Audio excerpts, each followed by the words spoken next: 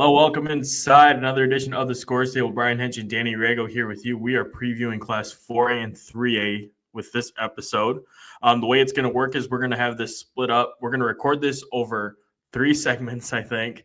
So we may have different outfits. There'll probably be a change of scenery for me as if I have to record something in the Indy Star headquarters where all this began. So be ready for some changes, but we got a really good show lined up for you guys. We're going to be joined by Jason Simpson, head coach at Greensburg, Sara, Rosko, Brennah, Cerny from Roncalli, Rob Hunt he's going to help us preview Pendleton Heights, and will also help us preview some smaller schools for that episode.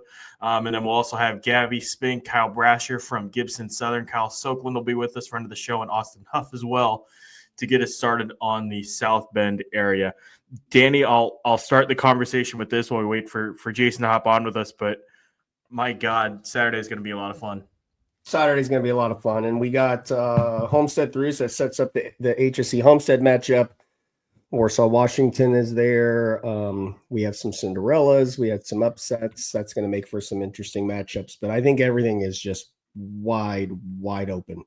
It is. Like I was looking at today and just starting to think about predictions, saying that stuff takes time. And I mean, there are just so many coin flip games, just so many. Like most of 4A's coin flip games, a lot of 3A, especially ones involving local teams, are coin flip sort of games. It's going to be a lot of fun. And it just, especially in 4A, I mean, it's all wide open. Like it's good luck picking a favorite.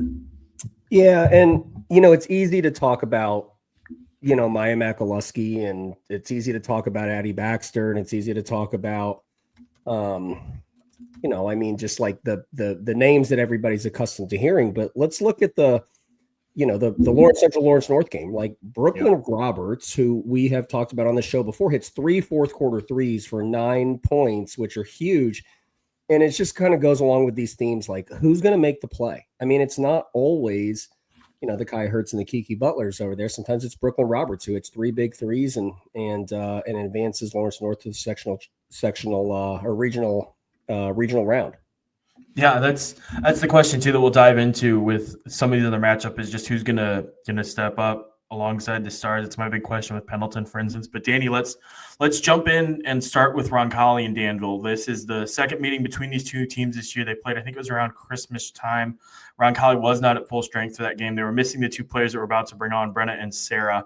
They're at full strength this time. I was talking to Jason Sims, their coach, the other night, and they're trending up, and he's really, really thrilled with how they're playing defense, coming off a nice win over New Palestine in their sectional championship game. So without any further ado, Dan, let's bring on Sara, Rosko, Brennah, Cerny. How you guys doing? Good. How are you? Great. Hey, great to see you guys. How are things? Congratulations on the sectional championship. Thanks. Thank you. So just for starters, I mean, you guys played Danville during the regular season. You weren't at full health, but how else have you guys seen this team develop since that meeting? Sara, why don't you start us? Okay. I think we've really reached our peak recently, which is what we've planned this whole time.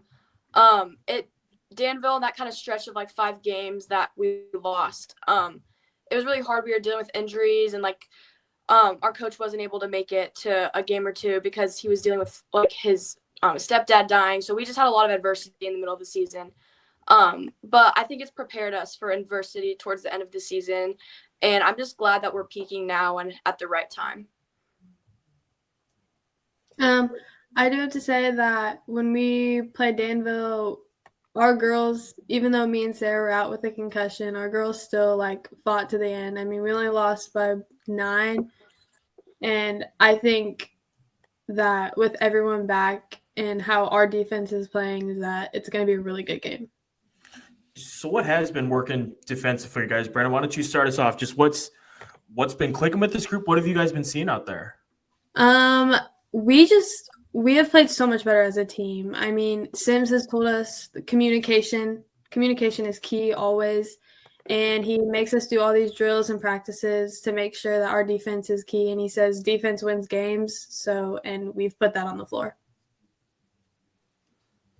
Yeah. Sara, what have you seen? Defense, we've always said you can't control when you shoot bad sometimes. If the shots aren't falling, they just don't fall. But you can control how hard you play and how hard you play defense. And we've kind of taken pride in that recently because, the start of the game, if you get a couple steals and layups, that's a good start. especially if threes aren't falling, which are something we rely on too. So I just think like focusing on defense as we enter the postseason, and especially this Danville game, is going to be a deciding factor in our turnout. Has it been easy? Has it come naturally for this group to kind of lean on the defensive end when those shots aren't falling? I mean, some of these games for you have been grinds, but the defense has been really strong and helped you pull it out. Has that come pretty naturally for you guys mentally? Yeah, I feel like Sims always tells us when the shots aren't falling, make something else happen. Like, don't just rely on yourself that your shot's going to fall. Drive to the basket or get back on defense and make the play. It's pretty cool. You guys are riding, I think, a 7-game winning streak heading into the regionals. So, Sara, to your point, you guys are playing good basketball. When I watched you two girls particularly, and Sara, you had kind of alluded to, or maybe it was Brennah, just your toughness on the defensive side. You two girls happen to be two of the just toughest girls. I mean, it's just you guys play with an edge. You guys play gritty. It seems to be you seem to be the players that kind of set the tone for your whole team. Where does that come from? And is my read wrong, or where does that come from? Sara, okay. Well, for me growing up, I wasn't a tallest player. I'm 5'4" right now as a senior, so always relied on, like being the one, being the more feisty one. And I mean, like when I going to sectionals, we just had like a super tough mindset. We wanted to win, and I just take it all out on the floor with me. I use all my emotions to fuel me. I bet Brennah feels the same way, but I've always wanted sectional championships, and for the last 2 years of freshman and sophomore years, we always lost first round when we shouldn't have. And me just always having a chip on my shoulder, knowing that Sims always tells us that defense wins games, and I've never really been an offensive threat, and I feel like if I'm not an offensive threat, I might as well put my defense out there and get it better and better every day. But you got to score the ball sometimes, right? Yeah. And you've got a sophomore leading in scoring with 17.3 points per game. But she came in as a freshman to a team that you guys were there, and it was kind of your team. Talk about Elliott Leffler. Talk about her progression from last year when she came in as a freshman. Talk about the offseason. Talk about how she's really kind of fit into her role as a key scorer for you on the offensive side. Coming in, she didn't have the nerves that I think a freshman would have. She came in and she just like had the mindset, I'm gonna make a statement for myself. I'm starting high school basketball. Like, that's what I remember. Like, she just had a full head of steam, wasn't scared to shoot, wasn't intimidated by any of it. And yeah, here and there's things you need to adjust to in high school. But I feel like this year she's really listening to like what the dynamic of our team needs to be. And she's just like stepping into like what she's been told that needs to happen. And that happens as you mature. And I think she's done a better job of that this year. And she's really leading our team well, I think. I think Elliott is the strongest, most confident girl you would ever see. I mean, when we need her, she's there. I mean, sorry, Sara, but she's my favorite person to give backdoor passes to because she just reads it so well. And I just think she's going to come a long way. That's all I have to say. Yeah. So let us into this 7-game winning streak. That's a lot of what postseason basketball is. The team that's playing the best at that time. Just you would kind of alluded to some of the things maybe that were distracting you off the court, but now here you are riding high. Just let us into the locker room and talk to us about these last few weeks and reeling off 7 straight.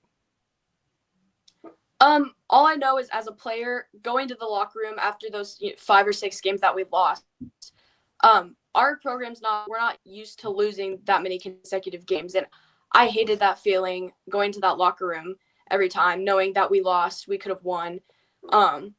So I'm glad we're like picking it up now, and it feels great to just have all this momentum pulling us forward. And we are playing with more like confidence on offense and defense, especially.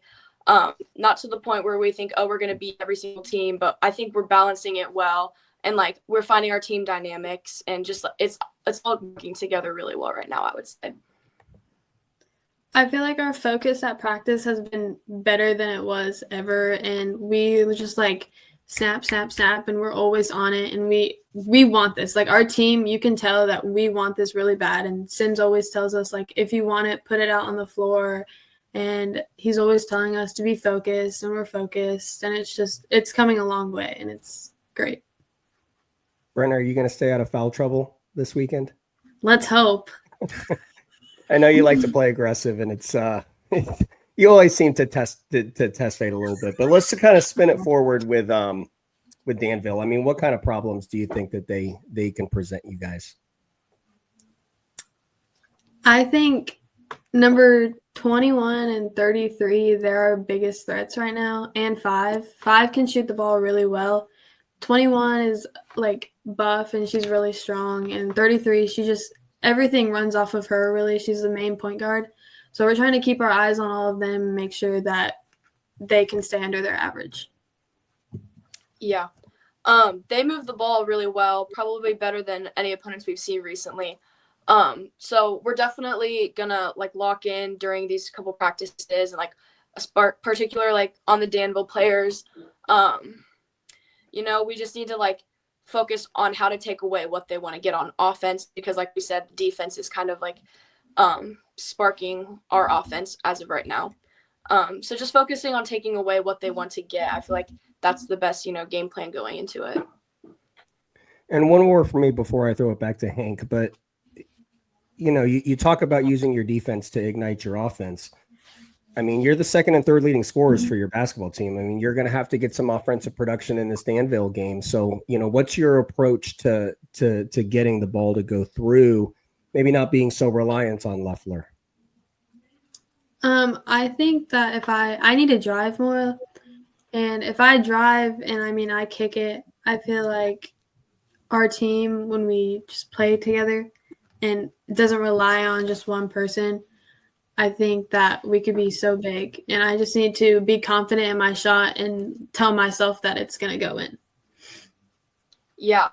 I feel like we play our best basketball when we move the ball, when we play confidently.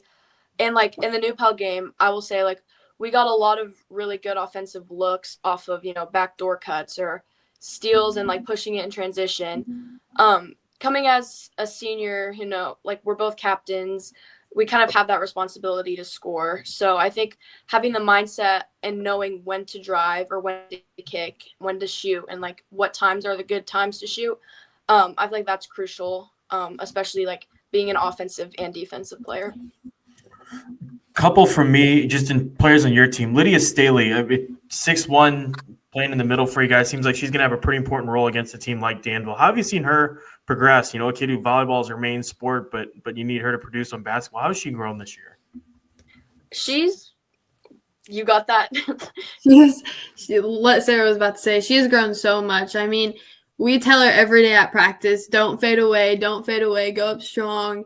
And she takes it and she goes up strong, and she's been going up strong way better than she was. And we tell her to shoot the ball too from like the elbow. And she makes it, and sometimes we're just like, you listen to us. Like, we know what your strengths are, and just get stronger and stronger every day. Yeah. I've definitely been able to see during practice, her strength, it's been building, and she's using her strength more like to like shoot it and go into people, finish through contact. And like Brennah said, she's a very good like mid-range shooter. She can even knock down some threes, like when we're just kind of shooting around in practice. Like, she definitely stepped up as the season's progressed, like in the postseason. And I feel like the more she continues to progress, like the better our success will be. She's definitely an important part of our team. And Sara, when you playing with Brennah, Coach talks a lot about what she brings defensively and just kind of an under the radar type of kid, starting to produce a lot more offensively this year. Just talk to us about what she's like as a teammate and what distinguishes her. She plays with like fire, I would say. She's like a big fireball. She just is always running up and down the court. She's always hustling. She never walks. Always that spark of energy that we all need. And if anyone's ever like getting down, she's always just there, like encouraging, but also being a leader and yelling at them when they need to be. It's just really great to play with someone who's not always looking at themselves to score, but also looking, to give the ball to people and to like steal the ball in order to give us offensive looks. So it's great to play with her. Brennah, I'd be remiss if I didn't ask the same question for you with Sara, just that senior leadership and what it means having her back out on the floor here down the stretch. I love playing with Sara. I mean, I look up to her every single day. I mean, she's the reason that I'm who I am. I mean, every practice, she's my shooting partner. She always picks me up when I'm down, and she knows how to drive the ball and kick it. She always gives everyone open looks, and she's just the reason why everyone is up and excited and playing for who the shirts are on her. Awesome. Well, thank you guys so much, Brennah and Sara. Best of luck to you guys this Saturday, and we'll talk again soon. Thanks you for having us. Good luck, girls. Yeah. Brennah, Cerny, Sara, Rosko of Roncalli joining us on the show. That's one of those coin flip games, Danny, that I was referring to. I mean, a lot's changed since the last time these two teams played. Danville's obviously still really good, and the players that they referenced, Emma Ancelet, Addison Davis, and Maddie Wethington, are really talented players. And Danville's one of those teams that's going to, mix it up. They're not afraid to bang bodies, and they'll get after you. I'm interested to see how Roncalli handles that physicality. Well, I mean, I alluded to it with my first question that I asked. Brennah Cerny that kid's tough, man. Like, that's a kid that you can drag with you to a fight, and she'll throw a punch. I mean, she's going to kill me, I think, for saying this. I think I saw her get a tech, I think, last year. She's just a fiery kid, okay? Yeah. And that is not a bad thing. That is a good thing. And in these, these standalone one-game regional games, sometimes getting out to an early start obviously can really help you. But I think that physicality and that toughness, particularly that Cerny brings, and Rosko, I mean, both of them, can help relax you as a basketball team. Because, look, I mean, Leffler was getting buckets last year too, right? But she was young. And it is relatively unpredictable to know what you're going to get. She's turned into a very reliable scorer. She is a really good offensive basketball player. But this one, and Sara and Brennah, and you're talking about the physicality of Danville. This one is interesting because I think these two are just going to go toe-to-toe in the center of the ring and just take shots at each other. It's going to be great theater. That's going to be a really, really good game Saturday afternoon. We're going to talk more 3A later in the show. If for whatever reason you're watching this in order, first of all, thank you, I guess, but also it'll be timestamped below. We'll have Kyle Sokeland, and we're hoping still to be joined by Jason Simpson to talk about that Greensburg, Washington game, as well as Corydon Central, Evansville Central. But Danny, right now, let's jump up to 4A, and we're going to bring on Rob Hunt, and we're going to start previewing some of these Big South matchups. And the one of those two that really interests me a lot more based on what happened Friday. Rob, you and I were texting about this actually, and that's that Lawrence North versus Pendleton Heights game. I mean, let's just start with the Ravens and address the elephant in the room. Finally they're through after a lot. We were texting even earlier that day, like we've seen this before where they're the favorite. We expect them to go in there and win that sectional, and Mount Vernon is their boogeyman, and we were just like, could that happen again? I mean, what in the world could? It was pretty clear after the first quarter that was not going to happen. They really took it to Mount Vernon, and I'm sure they were feeling pretty good about that. Beating their, they exercised a lot of demons this year. They did that. They won the conference. They took care of Lapel this year and won that Madison County tournament that they had let slip away the last couple of years. So, kudos to the Arabians, and like you said, an unexpected opponent coming up Saturday. Yeah. Let's stay on the Arabian just for a beat, and Casey Warfel. That's where I'd like to start. I mean, the kid is just playing at another level, man. I mean, I saw her against Lapel. I've seen some video clips in that. The 2,000 points. I was talking to Keith Hollins about her tonight. I mean, just kid's playing out of her mind, like a senior who's desperate to keep her career going. And with that much talent, I mean, holy smokes. Yeah, and she's one of those kids, and they're not. There's a lot of talented kids, but they're not all, for lack of a better comparison, they're not assassins. Where Casey will step on your head to get that bucket and win the game. I mean, she's a sweet kid off the court. You know what I'm talking about. but when she steps onto the court, she will go all out to win that game. And you're right, she's playing. She's always played at a very high level. I mean, she showed up as a sophomore or a freshman. I'm sorry, and you could tell right away she was going to be special. But what she's doing right now, she's I'd expect she's going to go over 2,100 points Saturday. She's going to move up in that top 50 all time. I think they're pretty close to top 40, both her and Hosier. But yeah, she's and now having Ada Hupfer with her gives her that post presence. They're a dangerous team, and I know Lawrence North's not going to be easy. But on the computers, it's not Lawrence Central who really handled Pendleton Heights earlier this year, beat them badly, and they don't have to deal with that again. So that's interesting to see how that plays out Saturday. You mentioned Ada Hupfer, and that's the other component to this matchup. I think that might be the part of this matchup that I'm most interested by is the Ada Hupfer versus Jemiah Thomas matchup inside. I mean, Hupfer feels like the next big post, following in the footsteps of an Avery Gordon at Brownsburg and of a Jemiah Thomas at LN, obviously. That's going to be fascinating because that kid's got some range to her. Like, she's just not a post up and sit down there type, and I'm fascinated to see how she handles the physicality Jemiah brings. Yeah, she's aggressive on the glass. She really goes. I mean, we've seen some crazy rebound numbers. I think she set a new personal best like 3 games in a row. It was 20, 22, and then 23 rebounds, which is just an insane number. She's, and she's developing pretty quickly. I mean, you could tell, last year as a freshman that she was going to be really good. She's developed a bit of an outside game, like you said. She can hit the 3. She can handle the ball out in the open court. We've seen her in transition do damage that way. And, that's a heck of a 1-2 punch. And then don't sleep on what an Olivia Jones can do. If they focus too much on those two we've already talked about, Olivia Jones, for a lot of the other teams, at least in my area that I cover, she'd be scoring 20 points a game. I have no doubt about that. She's a great shooter, great passer.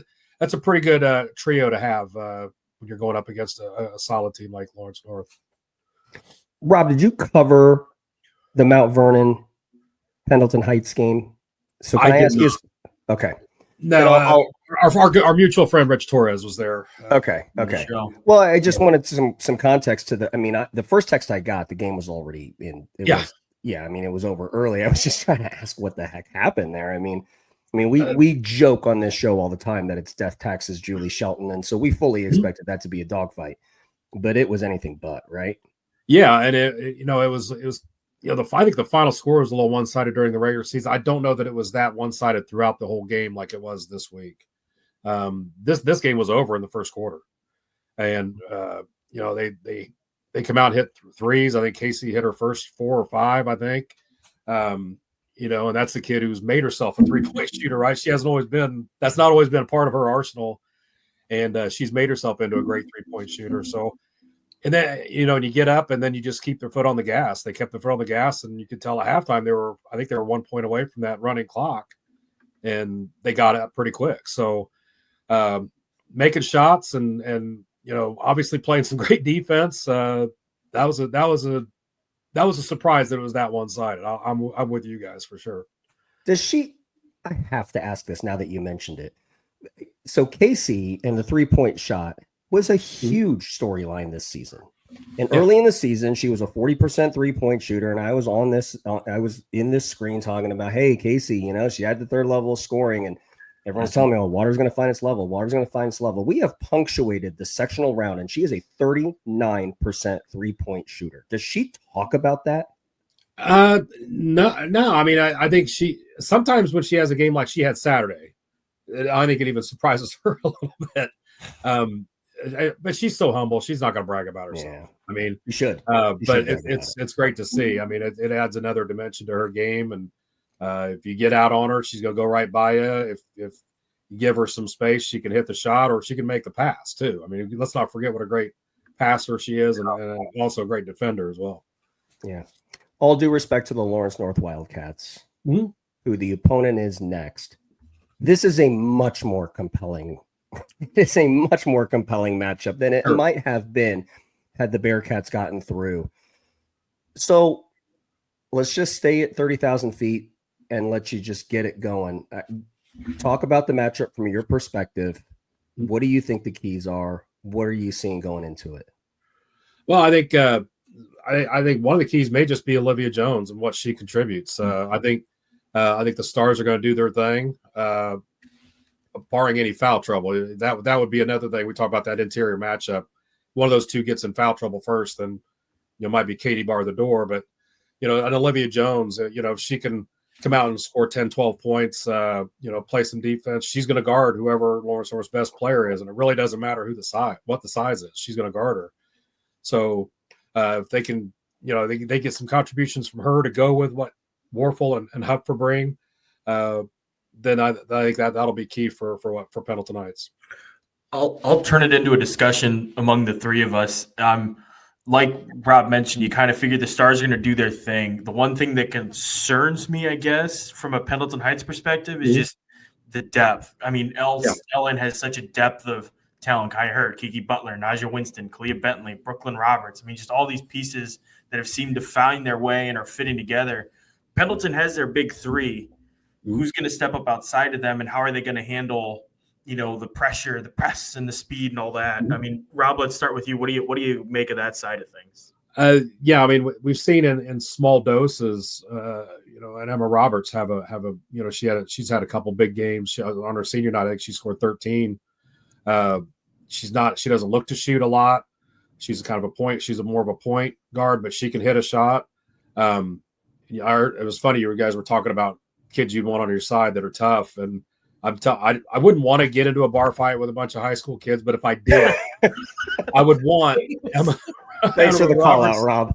I want Emma Roberts. I wanted to. Brenna, we're fighting Rob Hunt next. Okay? Emma Roberts I would want her on my side. That kid is tough, and and I think she can contribute. Mamie Trout, all she does, whenever she takes a shot, she seems to make it. And they come in big moments. So they've got other kids who can.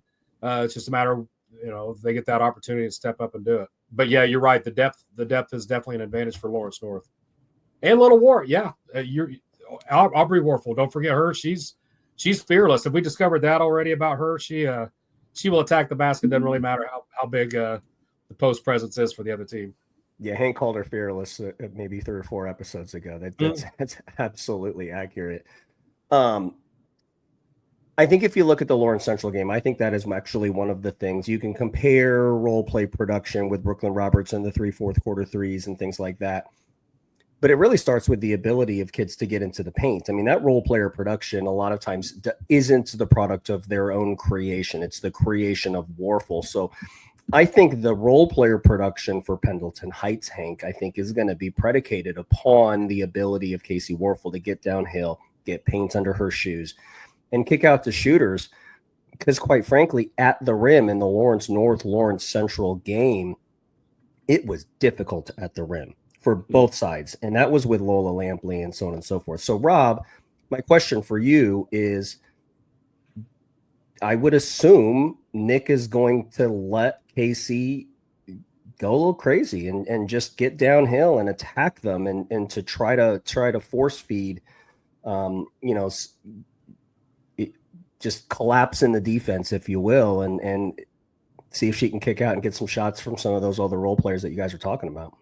Yeah, there's no sense changing what you do. I mean, this is, they're on a win streak right now, and this is what's got them here. And, they like to get out in transition. So to your point, yes, they want to get Casey Warfel going downhill from get a rebound and get up the court.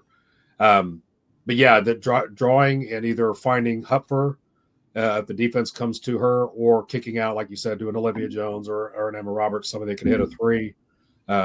That's going to be big, and she can do that. She's certainly done that. Or drawing fouls and getting to the free throw line, which she's also a very good free throw shooter. So, yeah, that I think that's going to be. They're going to want the ball in her hands as much as possible.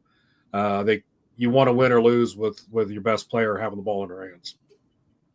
Yeah, and if Lawrence North does play that zone that they played against Lawrence Central, it's super wide. It's very extended. They stack it at the top. I mean, the coach's book would suggest that you have to get behind that zone. And so attacking it from the top isn't the play. They are going to have to throw the ball to the corner. They are going to have to use Hupfer. They are going to have to get behind it. So I think that's one of the keys, maybe heading into it. Rob, do you have one key for Pendleton Heights, if you will, an additional one to all the things that you were talking about?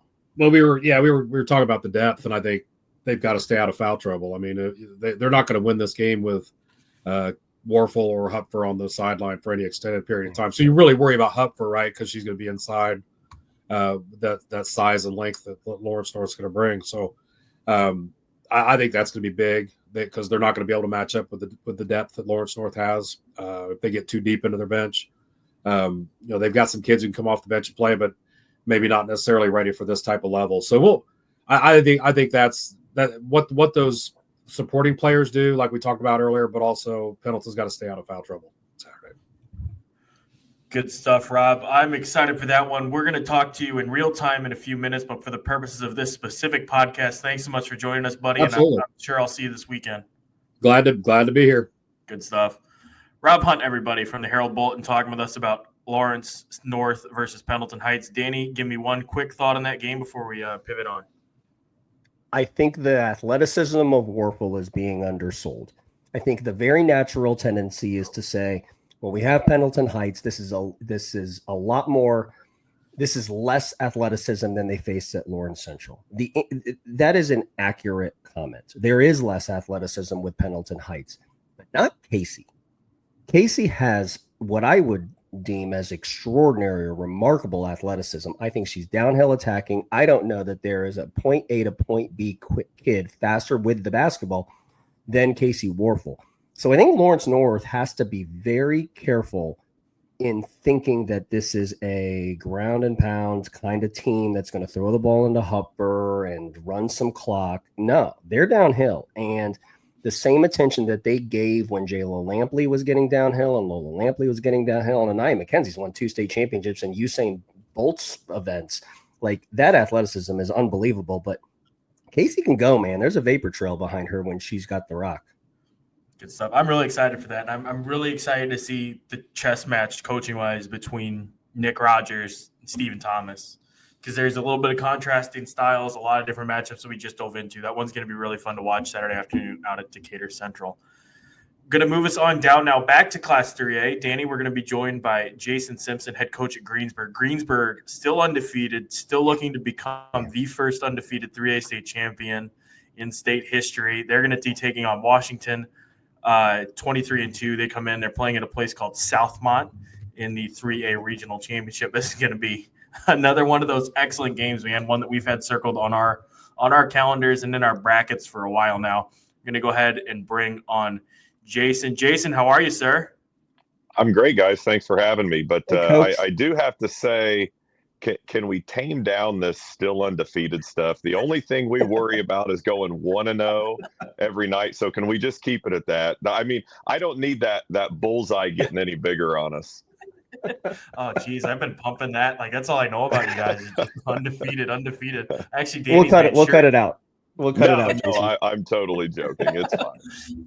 Let's start with that. I will go with the most cliche way possible. Yeah. Do you talk about the record with the girls? Is that something like what pressures come with being undefeated? It's gonna. You say cliche. It's gonna be cliche coming from me, and I'm being 1,000% transparent with you when I say the fact that we are undefeated has literally never been discussed by anybody in our program, not one time. And it's actually become such a thing that our local radio station follows us to every game, no matter where we go, very dedicated crew. And every post-game interview starts with, Coach, congratulations on going 1-0 tonight, because that's what our mantra has been. We had goals and expectations for ourselves before the season started, but we also knew once game 1 was over, it's on to game 2 and on to game 3. You can't worry about where you are in that moment. It's about taking that next step towards achieving that ultimate goal. And I know it sounds cliche, but we literally never discuss what our record is. We get focused in on who that next opponent is and what we have to do well to be successful against whoever it might be. I suppose, too, it probably helps when you have a couple seniors in there who are well established to kind of help set the tone for you in keeping the girls on that singular mindset. For sure. I mean, you guys had the opportunity to interview Leah earlier in the year, and I've coached every level in 27 years. I was a boys freshman coach, then I was a boys JV coach with Stacy when we won our back-to-back state titles, and now girls varsity coach. So in 27 years, I've seen every kind of kid you could imagine, and I would not be overselling it to say that Leah is, if not the best, she's one of the two best leaders I've ever been around. And Wow.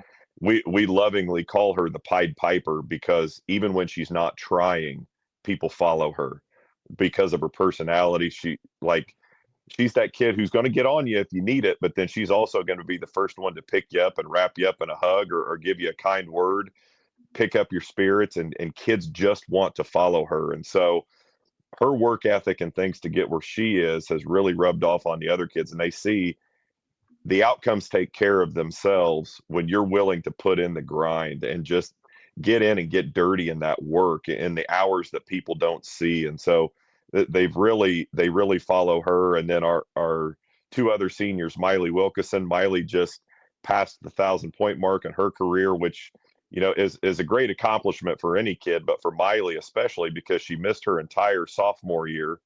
So there's a year away from it. And then last year as a junior, she missed 7 or 8 games in the last third of our season because she had another minor tweak with her knee. So in the limited amount of time that she's had, for her to accomplish that is pretty impressive. But again, just a work ethic from her.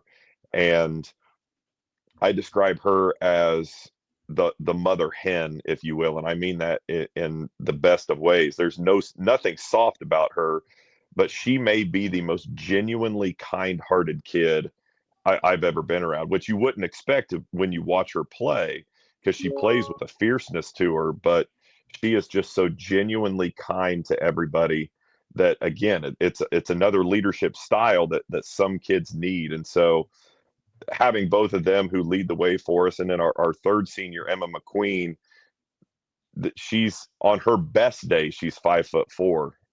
She's probably more 5'2", 5'3". You're not going to find a tougher kid than her, though. I mean, you need a loose ball, you need to dive into the fourth row of the bleachers, it's going to be Emma. You need to block out the 6'4" kid on the other team, it's going to be Emma. You need to lock down the other team's best guard, 84 feet, it's going to be Emma. And, just that fight and that passion that she gives each and every day. 3 varying styles of leadership there, but each one of them is needed by different kids in our program, and all 3 of those seniors just do a phenomenal job with it. So you have the Pied Piper, okay? You have the mother hen, you have the 5'4" passionate fighter. Who's Claire Larison then? I mean, when I watch her play, the one thing, I love how you use her, and I date back to the Plainfield game. I mean, you just gave her the mentor matchup.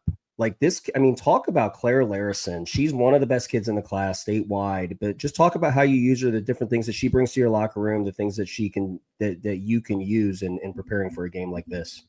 Well, Coach, I'd be lying to you if I said this is in the guts of the game, sectional final on Saturday night. And this is not the first time I've done it.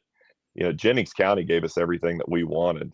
Molly Ernstis was Molly Ernstis. I mean, she showed that she's a future Indiana All-Star, and every time they would start to creep back, our kids would make plays, but most of the time it was Claire. And there was one time we hit her on the right wing, and it was another gear I haven't seen Claire have very often. She ripped and attacked and finished at the rim, and I happened to be sitting at the moment, which I normally don't do a lot during games. And I just kind of leaned back and I nudged my assistant coach, and I said, Coach, have I told you lately how happy I am that she's in Greensburg blue and white?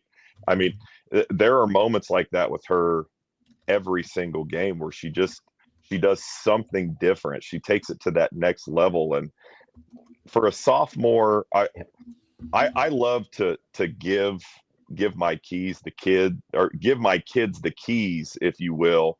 But it's normally a progression, freshman to sophomore to junior to senior. Claire has earned free reign from me. I mean, she's earned my trust in the way that she goes about her business. And, you mentioned giving her the Menser matchup against Plainfield. We gave her the Ernstis matchup at different points against Jennings County. I'm not going to give away trade secrets for what we're doing on Saturday, but she's going to have a pretty darn important matchup on Saturday too.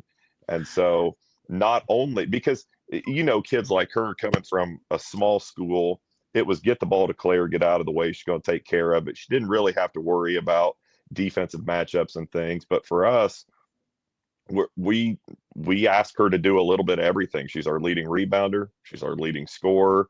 A lot of nights she leads us in assists. And that's really saying something when you look at the kids that she's playing with. For her to be able to get to that level as a sophomore is pretty impressive. And before we get to Washington specifically, what other kids in your locker room are expected to pick up some of the slack? I think you guys maybe had an injury. I don't know the details behind it. I don't know how much. You can speak to whatever you want to regarding that. But when you have that, it's just next man up, right? I mean, you got to have somebody that can step up and make plays. So talk about some of those kids, the expectations, and maybe how their approach has changed this week. Yeah, so unfortunately in our last regular season game, our starting point guard, Mary Harmon, broke her collarbone. So we'll be without her for as long as we can keep this thing rolling. But, I mentioned Emma McQueen. It does, we've dealt in cliches so far in our conversation, I guess, Oh, yeah. but that next man up mentality is where you have to go. We've said it all year. We've got 6 starters. We've been blessed with that. You obviously lose things whenever you lose a kid, but we plug Emma McQueen right into that spot where Mary has been. Now, Emma's not going to be our point guard. You just asked what I do with Claire. We've gone from having Mary as our point guard to now I've put the ball in Claire's hands and said, okay, something new for you. Now you're the point guard. So, but Emma steps in and she brings that defensive intensity. The one difference would be she probably, even though we count on Mary most nights to guard the other team's best guard, Emma's maybe that another half tick better defensively. But at any given moment, Mary could get you double figures. Emma probably doesn't have that mentality offensively, but it's just plug and play with her. And so, obviously your depth takes a little bit of a hit, but we got a couple of kids, freshman and Kaylin Adams, who has gotten meaningful minutes, but you throw a freshman out there and you never know what's going to happen in a regional environment. But we had to throw her out there against Jennings in a sectional final the other night, and it was only 2.5 minutes, but huge minutes. Nothing is ever perfect, but those minutes were about as close to perfect as we could have asked from her. So again, next man up mentality, and we're going to roll with who we have. So it ends up being Washington. And I don't know, you're probably sitting there Sunday night being like, well, just give us whoever, because they're all really good down there. Yeah. So it's Washington, okay? And we'll get to Katie Reed, and I'm sure you're going to be thrilled to talk about her. But Franks is the one that really seems to make them go, right? Just, without giving away any strategy or anything like that, just talk about the problems that Franks presents for you at Washington. Well, she's got the ball in her, like she's who's getting them into everything they want to do. They're so good in transition. They run really good action offensively, but she is the one that's going to get them going. And I'll tell you another kid who I think a lot of times in their wins is the X factor, because you know what you're going to get out of Reed. Yep. But Shay Hawk is a kid who she's just jumping off the screen and film. The more and more I watch her, she's that X factor that if Reed's not making a play, when a meaningful play needs to be made, it's really starting to stand out that Hawk is involved, whether she's the one who's finishing or she's getting the tip, she's getting the rebound, she's getting the assist. She always seems to be involved in those meaningful plays. And so she's definitely one also that we got to keep an eye on. But just overall, man, their shooting jumps off the page at you. You got to guard that straight line drive. And then they've got 2 or 3 kids at all times down, locked and loaded, ready to let one rip from 3-point range. So a lot of different things that we're going to have to be great at defending on Saturday.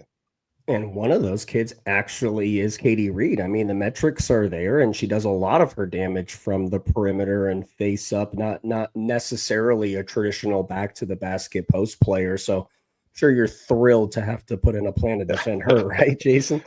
Well, I'll tell you, it's neat in this way, because I really feel like we are playing against a younger version of Leah West. I don't know that she scores it as well in the post as Leah does, but I think she might have a little bit of an advantage on the perimeter. And so I think it's going to be really interesting to see how that matchup plays out, because they do a lot of things very similarly. And fortunately for us, but then on the flip side, unfortunately, since we've got to guard it, those things they do is at a very high level. And you know, we played them this summer down at their place, and just to see how her game has improved from June to now is incredibly impressive. And so it's definitely one of the kids that already all day today I've just been wiping beads of sweat away as I'm watching her and figuring out what we're going to do to try to slow her down, because with kids like that, you don't say find out ways to stop her. You're not going to stop her. How are we going to make everything she does difficult? How are we going to make her points that she gets difficult?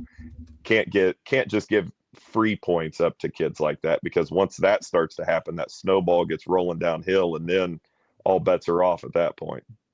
Is that just, this is from one coach to another coach, I guess I got to ask it. Do you draw a lot of conclusion? I was going to ask you how much familiarity you had with Gretchen in coaching against her scheme in the past, and then you would volunteer the information that you played him in the summer. Is that too far back to really draw any conclusion, or do you feel?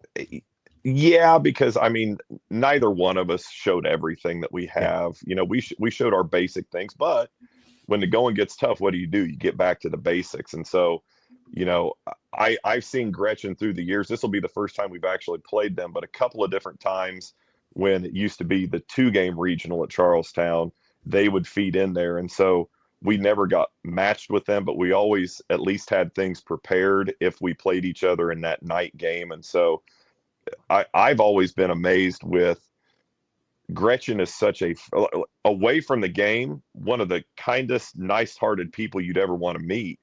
But man, she is a fiery competitor, and her teams mirror that. They play the way that their coach coaches, and it's impressive to see the culture that she has built. And they run their motion and their different things so well. And it's one of those things, we know where they're going to get to in transition, but it's also one of those things, you know where we're going to be, good luck stopping it, sort of thing. So just really impressed with how well that they run their scheme. And with that, you can feel the culture that she has built down there. Even when it's not live, you can feel it through film. Yeah, and I just had one more. It's not really a question. You can comment it on if you want, but Jason, your team has been really fun to watch this year on film. I mean, you just have kids making plays, but your scheme is good. I like your last minute, your in-game adjustments have been on point. And one coach to another, I tell you, I think one of the hardest things to do is reach and exceed expectations that other people have put on you. This hasn't been a surprise to anybody how good you guys have been this year. So good luck. I mean, just final key points for you guys in this week. I assume you're just trying to have good practices, right? We are. And, you know, I mean, I'd be lying to you if I said we had a good one today, because we actually ended up not practicing. I had 3 starters that looked like they were they were ready for bed, because that we've got sickness running rampant through our, not just our team, but our school in general. And I know I've heard IPS schools up in Indy are getting wiped out. So thankfully it's happening on Monday and not Friday. But yeah, you're exactly right. It's going to be about making sure we're stacking good practices together, taking piece by piece each day, you know, break down what they want to do, get used to guarding a certain action, and then move on to the next thing, and just get lost in the film and the scouting report. And, you know, at 7:00 on Saturday, the ball's getting thrown in the air and tipped off regardless of what happens between now and then. So we just got to make sure we take advantage of every moment we've got. Terrific stuff. Well, Jason, thanks so much for hopping on with us, sir. We'll talk to you again soon. Best of luck to you guys on Saturday. I hope everybody gets feeling better. All right. Thanks, guys. I appreciate it. Take care. Jason. Jason Simpson, head coach at Greensburg. Another studio. All right, Danny, let's go up north. We're going to go up towards the region. Now we're going to be joined by Grace Opinker of the NWI.com. Grace, what's up? Hey, thanks for having me back on today. Yeah, absolutely. So we're here to talk about 4A Hammond Central versus Valparaiso. Just let's just start broad, guys. Let's just get general thoughts on the matchup, the game. We talked a lot about Hammond Central's freshman. Lily Barnes is going to be a big storyline, but what do you guys make of this matchup coming in? Well, Hammond beat Valpo earlier in the season. I think it was 49-46. So I think coming in, it's going to be another close matchup for both teams. I think it's interesting. Both teams rely heavily on their sophomore and junior presence. Neither team really has any seniors. So I just think they're both younger teams who are just determined to get to that next stage. Yeah, I think that game, right, Grace, was maybe late December, like right around Christmas time, right? Yeah, so I do think that was recent enough where we could draw a conclusion. It's always different when you play somebody a second time. I think that's super obvious. But I think the big thing will be watching Valpo's adjustment to the speed and the style of play that Hammond Central presents. I mean, sometimes when you jump in there and it's your first time playing somebody, even if you're familiar with playing other teams within that style, I just think that sometimes the speed and the size and the athleticism, you just kind of get hit in the face a little bit, and you're like, whoa, these kids are really, really athletic, or they're really long, or that pass isn't free. So I think it's a little bit of an adjustment period that I think we'll see play out in the regional matchup. I was trying to find, because I remember covering Valpo. That was the start of a weird little stretch for them where they kind of hit. Those are really like one of their only losing streaks of the year, that last one where they lost to Hammond Central, come back, beat Fort Wayne Snider down here at Noblesville, lose to Noblesville in the night session, a game that was pretty tight, and then lost to Lawrence North the next weekend in a game that was not very tight. I'm going to try and find those quotes, but it seems like that was kind of a little bit of a turning point in their season. They got the nice win over Lake Central, the first time they'd beaten them in a while. They beat Chesterton then to advance to this in the sectional championship game to advance, but the thing that stands out to me with Valpo and talking to Lily about it back in December is just that they're a young team, and it seems like just kind of those ups and downs will be interesting to follow with them, especially as the stage continues to get bigger. I think it's also because they have a new head coach this year, Kelly Kratz, and kind of just learning her style of play. I recall talking to Lily and Cadence Clark at the beginning of the season, and they said, like, we really enjoy the difference to what we were previously used to, and kind of just learning the game better versus just running plays that we're told to run. So that was 2 months ago when I spoke to the both of them, and they've obviously had some success, especially finishing atop the Duneland Athletic Conference, which is the region's most competitive conference. So I think it's going to be a really tough game. I think if Hammond can somehow limit Barnes's scoring abilities, then it might be a toss-up for them to win again.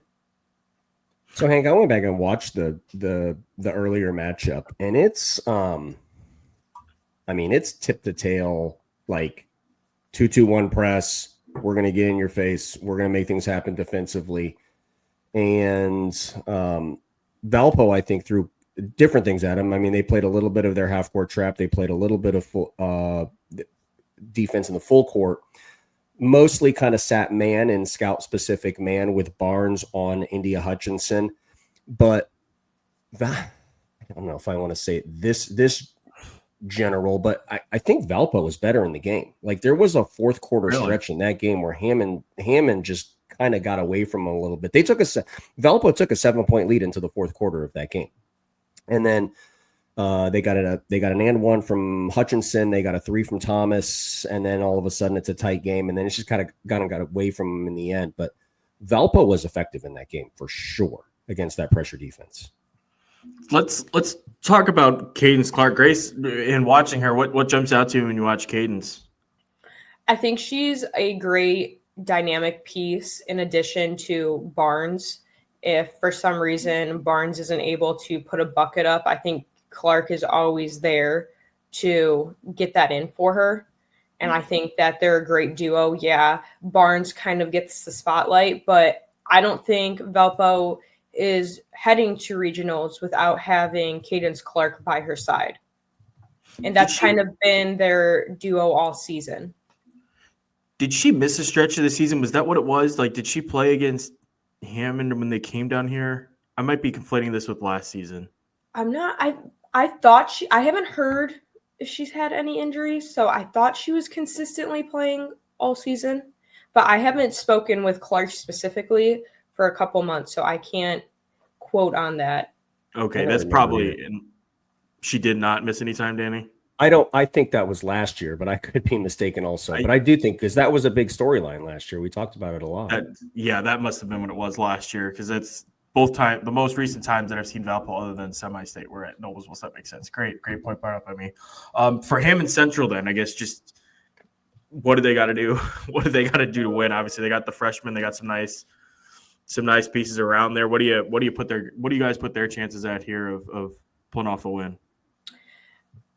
I'm confident that Hammond has the capability to win. I think they were the underdog heading into the sectional championship against Lake Central, and it was close until the end, and they somehow pulled it in with that last the last second 3-pointer, and then those 2 free throws. So I think with Hutchinson, you have their point guard, Sia Thomas, who I'm assuming she's going to be on Clark. I think Hutchinson's going to mainly be guarding Barnes. And then you do have Layla Hart. She was the one who hit that last second 3-pointer. You have Valencia Miller. So they just have different pieces who I think will come in if they're needed. Is Hammond Central good enough to win the basketball game, Hank? The answer to that question is yes. I think it boils down to this question, however, in postseason basketball, and I could be wrong, but I think their ability to get a basket against a set defense in quarter court is going to be critical. They get a ton of their offensive production off of turning teams over, but paint congestion, Valpo just sat, they just sat 20 feet inside the arc. And it was really difficult to create those driving lanes. And so I do think that they're going to have to get out, turn them over, get a lot in transition. Outside of Hutchinson, we have talked about her, and I don't want to say at length, but at length. Thomas was the kid that jumped out at me. That kid was electric. She was getting 2 feet in the paint. And so I think if they get one of those kids cooking, I think it's going to be very difficult for Valpo to contain them, because they can get buckets in the quarter court against, again, a set defense. And not for nothing too. That's a lot of juniors leading them in scoring at Hammond Central. And that experience counts. It may not be as deep a postseason experience as what Valpo has in the past years, but it's still experience, and Valpo's still got a lot of really young pieces around Lily and Cadence. So that'll be an interesting dynamic as well. I'll let you both have the floor for any last points before we move on. Well, kind of going off of what you were saying, Hammond's top 5 scorers, 4 of them are juniors. So I just think that's going to help them in the game. Valpo does have, I think, 3 of 5 leading scorers are sophomores, so I don't know if that age will come into play at all, but I think it's going to be a good matchup. Barnes is an old junior, okay, and so she's been around the block, including postseason play, and it's I don't know if it's different than the way Candy ran it, but the ball's in her hands a lot, and she made a couple of just almost inexplicable plays, I think, where it's like crossing half court and picking the ball up. And I say that because she was like outwardly frustrated when watching the film. Like, she knows. But in the end, if you have Lily Barnes on your basketball team in a 1-game standalone regional game, I think you have to really like your chances, because she has been here before and we've seen her be excellent on this stage before. I'm excited to see what she does Saturday. It Me feels too. like same thing too with the Hammond Central freshman. Like, it feels like we're in for one of those legendary duels where Grace is stuck there working an extra 2 hours because the game goes to 4 overtimes. Knock on wood, doesn't have any of my games, but sorry, Grace. I just want to make sure that we push those demons onto you. I'm just happy the game is early in the day, so I'm not rushing to beat deadline. So. That is very nice. Well, Grace, thank you so much. Thank you for having me on. All right, Danny, I found out who the next guest is. It's going to be Victoria Jacobsen from the Journal Gazette up in Fort Wayne. So good for me for finding that information. Let's talk about those games before we bring on Vic. You have McCutcheon versus Fort Wayne Snider, which honestly was a surprising development last night. Them winning a 4 straight sectional championship. They knock off Northrop. On the other side, you're going to have Homestead versus Hamilton Southeastern, a rematch of a game that you and I stood next to each other in HSE's gym over the summer and talked about, hey, How much fun would it be to see this one again? And lo and behold, here we are. We get the rematch. Let's start with McCutcheon Snider. We're kind of seeing the future, two of the future stars of the game, current stars of the game, Janiah Cooper for Snider. We had Reggie Tharp on the show a few weeks ago to talk about that. The other side, obviously, Lily Graves, who's just a phenomenal talent, the sophomore at McCutcheon. That one, I mean, man, that is just going to be so much fun to watch unfold. Yeah, that's the obvious headline, right? Janaea Cooper and Lily Graves both on the same floor. These are two kids that both probably can dunk a golf ball. Okay, like they're super athletic. And both of them have grown up a lot in the last couple of years as well. One singular year for Cooper being a year behind as a freshman. I would also add, let me see here. Let me just kind of think. I think those are the only two kids, sophomore or freshman. Those are the only two kids in the state that possess two of the big three high major offers from Indiana schools, like Indiana, Purdue, Notre Dame. So Notre Dame, just pausing on that. Notre Dame and Purdue for Janiah, IU and Purdue for Lily. Yeah, so two of the three, and there isn't another sophomore or freshman in the state of Indiana that possesses those offers. I mean, so from a next level perspective, I think could be one if they end up in Indiana schools that we could even talk about like 5-6 years later if it's happening in the Big Ten tournament. But outside of the players, Hank, for me, and we'll talk to Vic and see what her thoughts are. When I watch the Northrop Snider game, Reggie's dealing right now. Okay, like he is.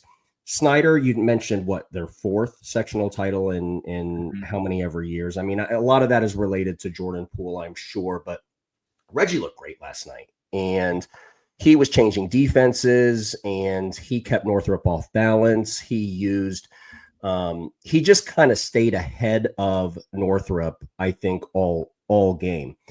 But I think this sets up for a cat and mouse. I think if I were to tell the audience the one thing to watch outside of Cooper versus Graves, watch the cat and mouse game between Jeff Kanoy, the head coach at McCutcheon, and Reggie Tharp, the head coach at Snider.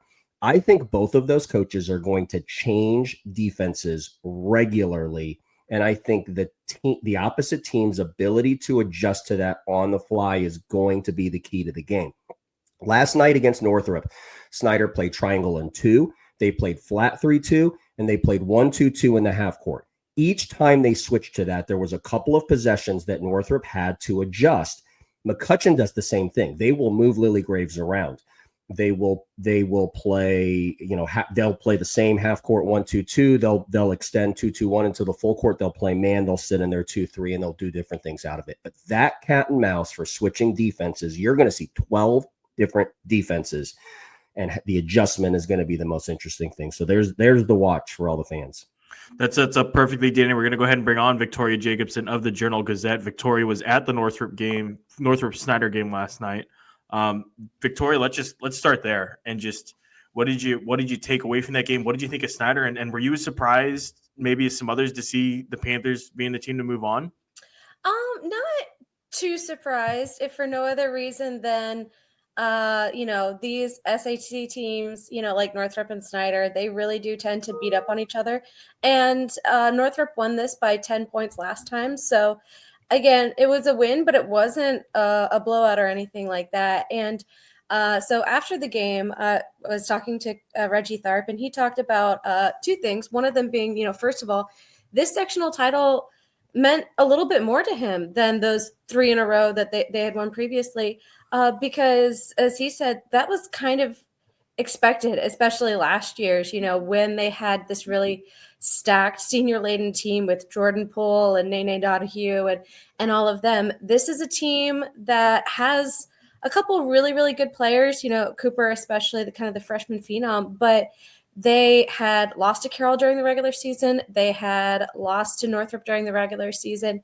So they kind of came in as underdogs, but at the same time, they really feel like they are learning and growing because there are so many players who are either young or maybe weren't in the spotlight when they were younger players. So this is kind of their time to shine. And he said flat out after the game, we've grown, we've changed, we've learned. And if this is the level that we were playing at the beginning of the seasons, no, we wouldn't have lost a lot of those games earlier in the year. So this is a team that, as you would expect with a lot of new players or a lot of either young or, recently added to that varsity lineup, it is a team that's playing the best it has all year right now. Hank, Victoria nailed that, because I had the exact same thought. When I turned that Northrop Snider game on, I literally said to myself, like, this is a different, I've never seen this team play basketball before. Like, they just look different. Really? Great call, Vic.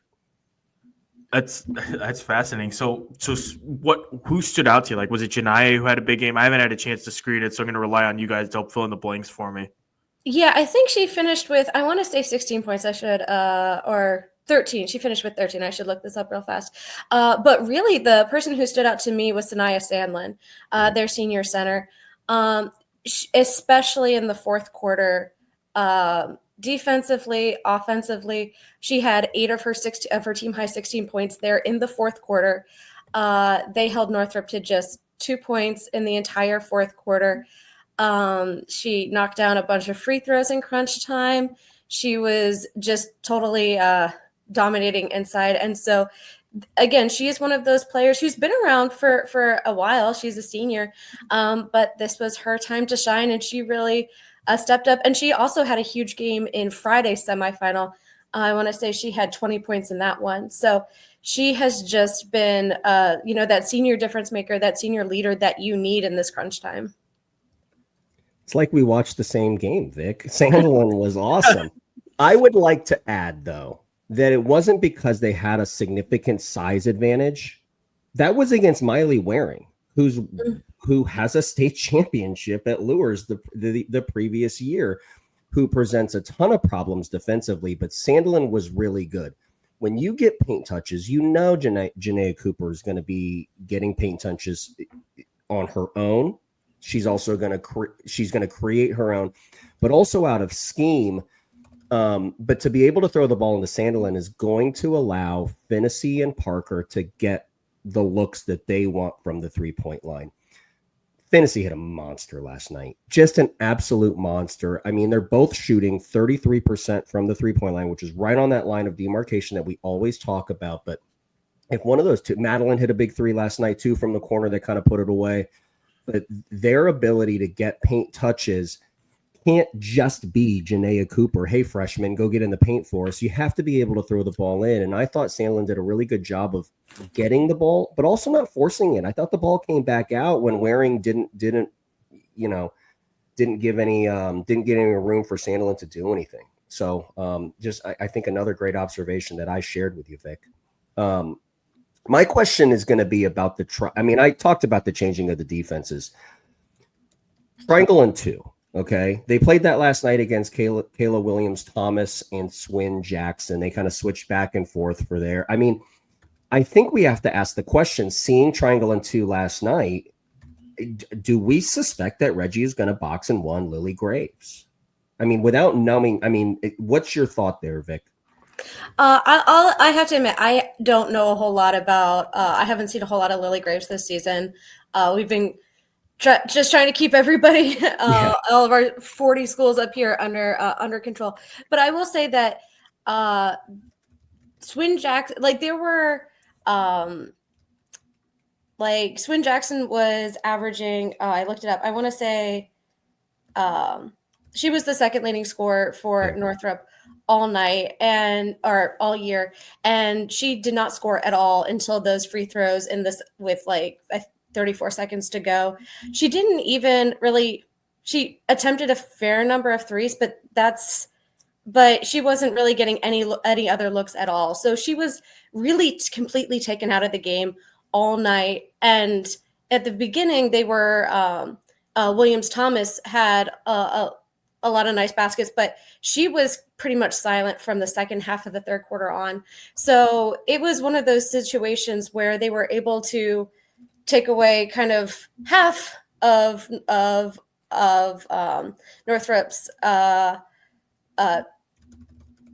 dangerous players at the beginning of the game, and just like they just kept on making more and more things difficult for them throughout the game, to the point where, again, as we talked about, from pretty much the middle of the third quarter on, there was really nothing going on for Northrop.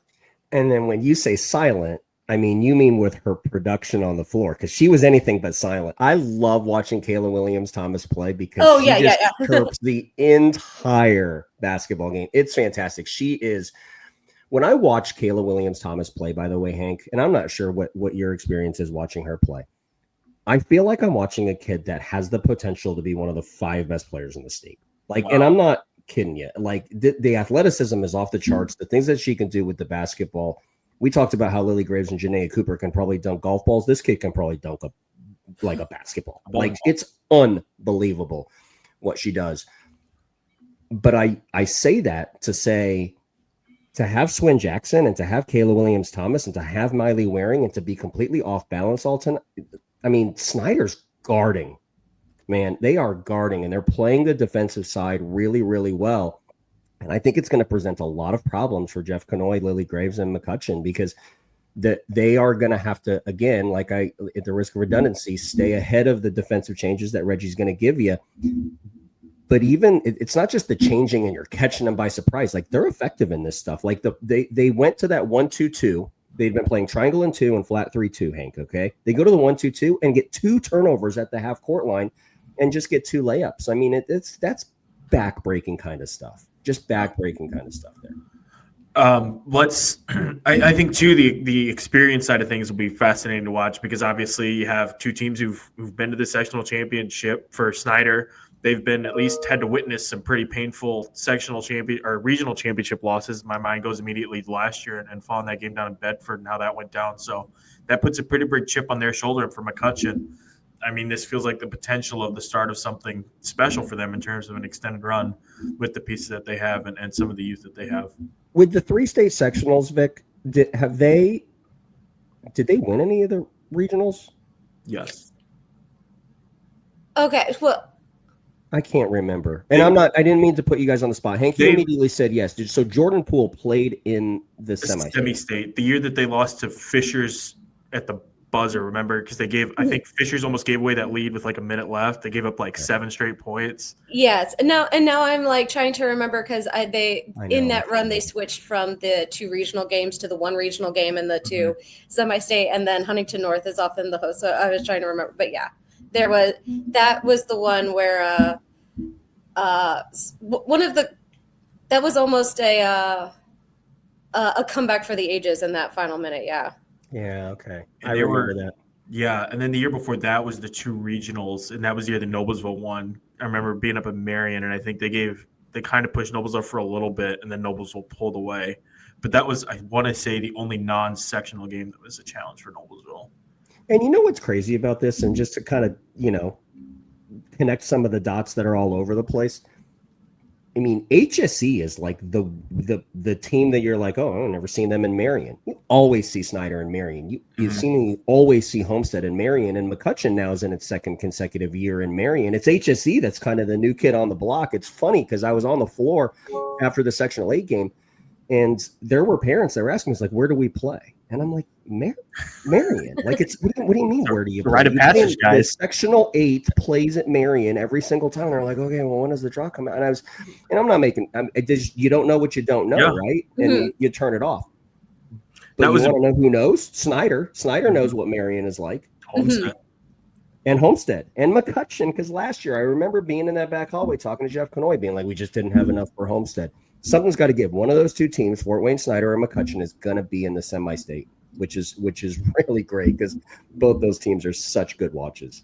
That's such a beautiful transition by you, Daniel. I love that, because now it's time to talk about Homestead versus Hamilton Southeastern. You know I mean business when I say Daniel Victoria. That's your tell. Yeah, that's the tell. It's called Daniel. Oh my God, I'm an idiot. But no, this is kind of the game that we've all, at least speaking for myself, have really wanted to see this year, and that's Homestead's coming in 24-2, Hamilton Southeastern 25-0. I just throw those records in there for context. I don't think that they mean a ton. They both played super tough schedules.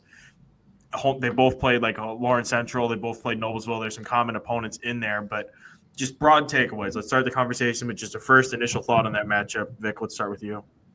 My first initial thought, can we be completely honest here? Yeah. Oh God, I hope I make it, because I will be at swimming in the early afternoon, and then kind of try to take care of that, and then race on up to Marion, and yeah. So my first thought is that this is really what Homestead has been building towards all year. I know they have been talking about it, and this is kind of one of those Homestead teams that we've been seeing coming for a long time. I know Coach Parker's been talking about this group and how at the same time it's really funny because it seems like they've been around forever already, and most of this core is still only juniors. So this is basically what they've been building towards all year, and they just basically took a snowplow through that sectional at home this weekend and then last night. And so I think that they are pretty eager to be at this point in the season. Yeah, I think 30,000 feet, I would say this. Big three versus big three, role players versus role players, coach versus coach. Like, in each of those things are going to be critical and independent. Independently, I think they can affect the outcome. But Makalowski, Stidham, and Holman as this quote-unquote big three for HSE against, Ankenbrook, Helsum, and Epps, this quote-unquote big three for Homestead. And then you have all these, the role player production has been a big storyline, particularly with HSE.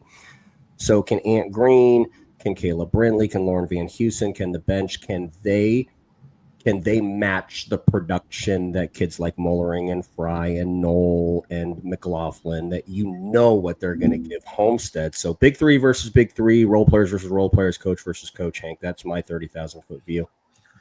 Speaking of last night, I think Gabby Helsum went for 30. Of course she did. She did. You can close your eyes and just sort of scan the roster, and you're going to hit a score, and you're going to hit a kid who can score at a high level, like her, the Lib Fry, Ankenbrook, Epps, obviously. I mean, just so many different kids on that Homestead team. But then for HSE, you look at them and the way that they've developed. Caleb Brindley's made some big plays. Addison Van Hosen, Ant Green hit the shot that kind of tilted that sectional final against Westfield when it felt like HSE was maybe a little bit wobbly. I mean, just different kids everywhere. They're so identical on that side. And as I look at it, I think it's going to be the defense. We had Rod Parker on here. It's been a talking point all year with HSE, is just how they defend.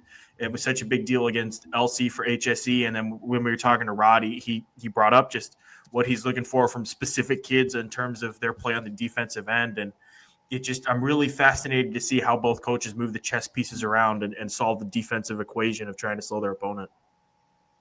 I completely agree. And a lot of people have asked me what I think the difference in the game is going to be, or what my one thing to watch is. And Hank, for me, it's going to be, where does HSE set the pack line? How much ball pressure do they present Homestead? And the reason why I say that is twofold. One, HSE has mixed it up. They've started on pack line inside the three-point line against Carmel, extended it out in the fourth quarter. They started inside the pack line against Westfield, extended it out in the fourth quarter. They do extend the pack line and move the pack line based on what the game situation is.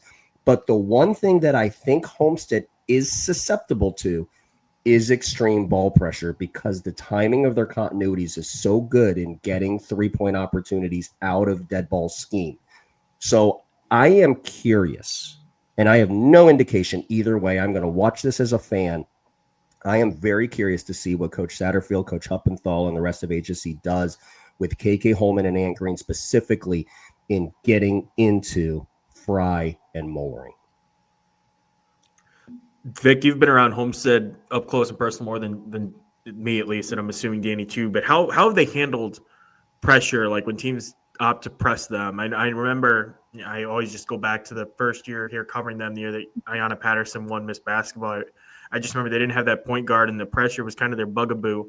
It seems like they've gotten a little more adept at handling that. But how have you seen them in that specific area this year? Yeah, I would say so. Now, again, I can't say that they've necessarily seen anybody like HSE so far this year, but I'm trying to think. The first half against Snider was a little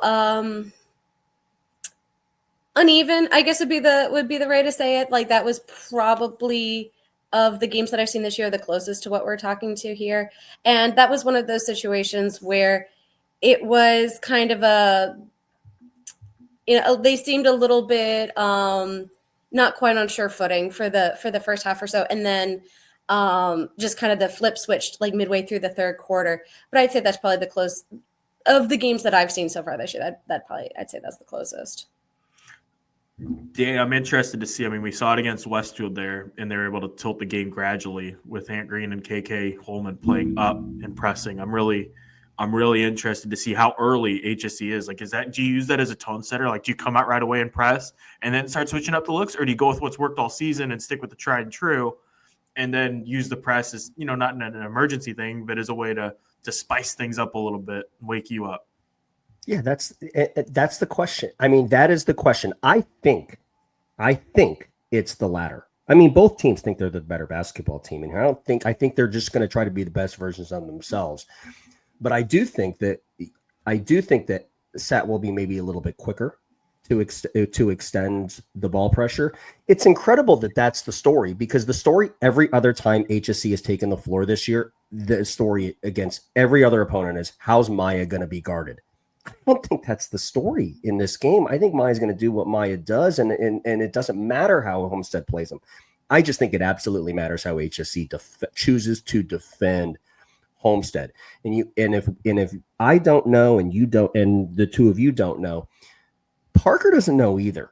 And that's going to be something that I think he's got to recognize very early in the game, because if they are going to sit on the pack line, he can run his continuities, and he can be very, very calculated with all of the decisions that he makes, particularly in dead ball change.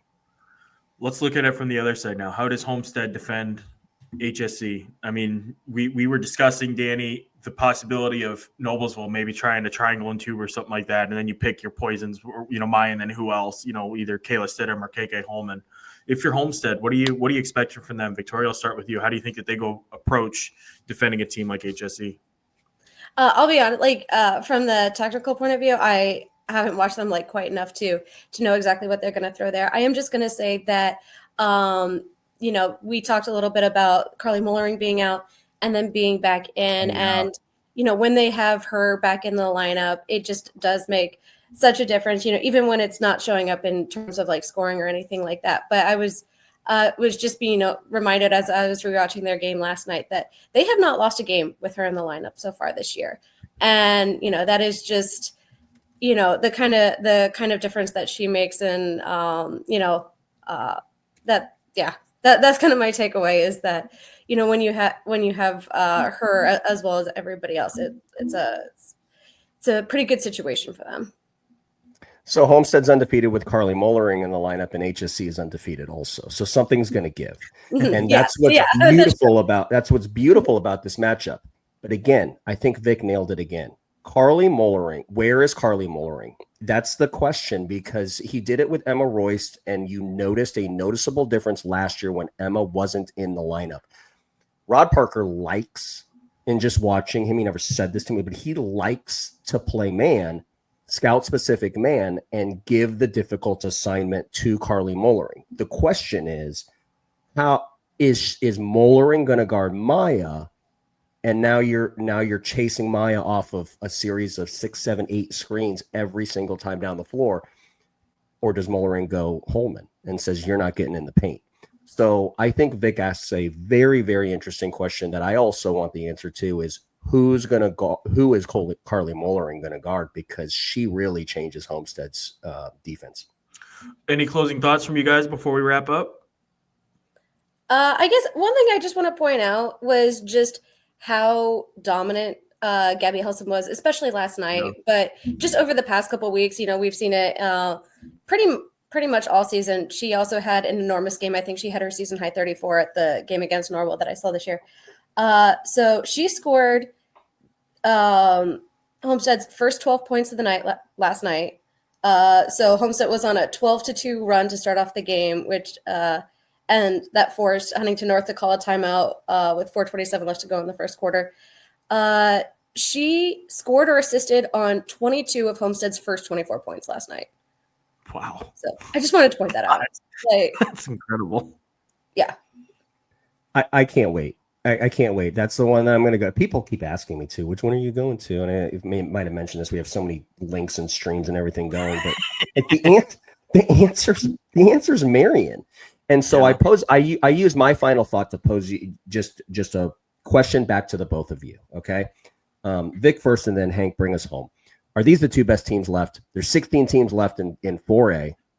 Are these the two best teams playing in a standalone regional game at Marion at 7:00 or whatever it is?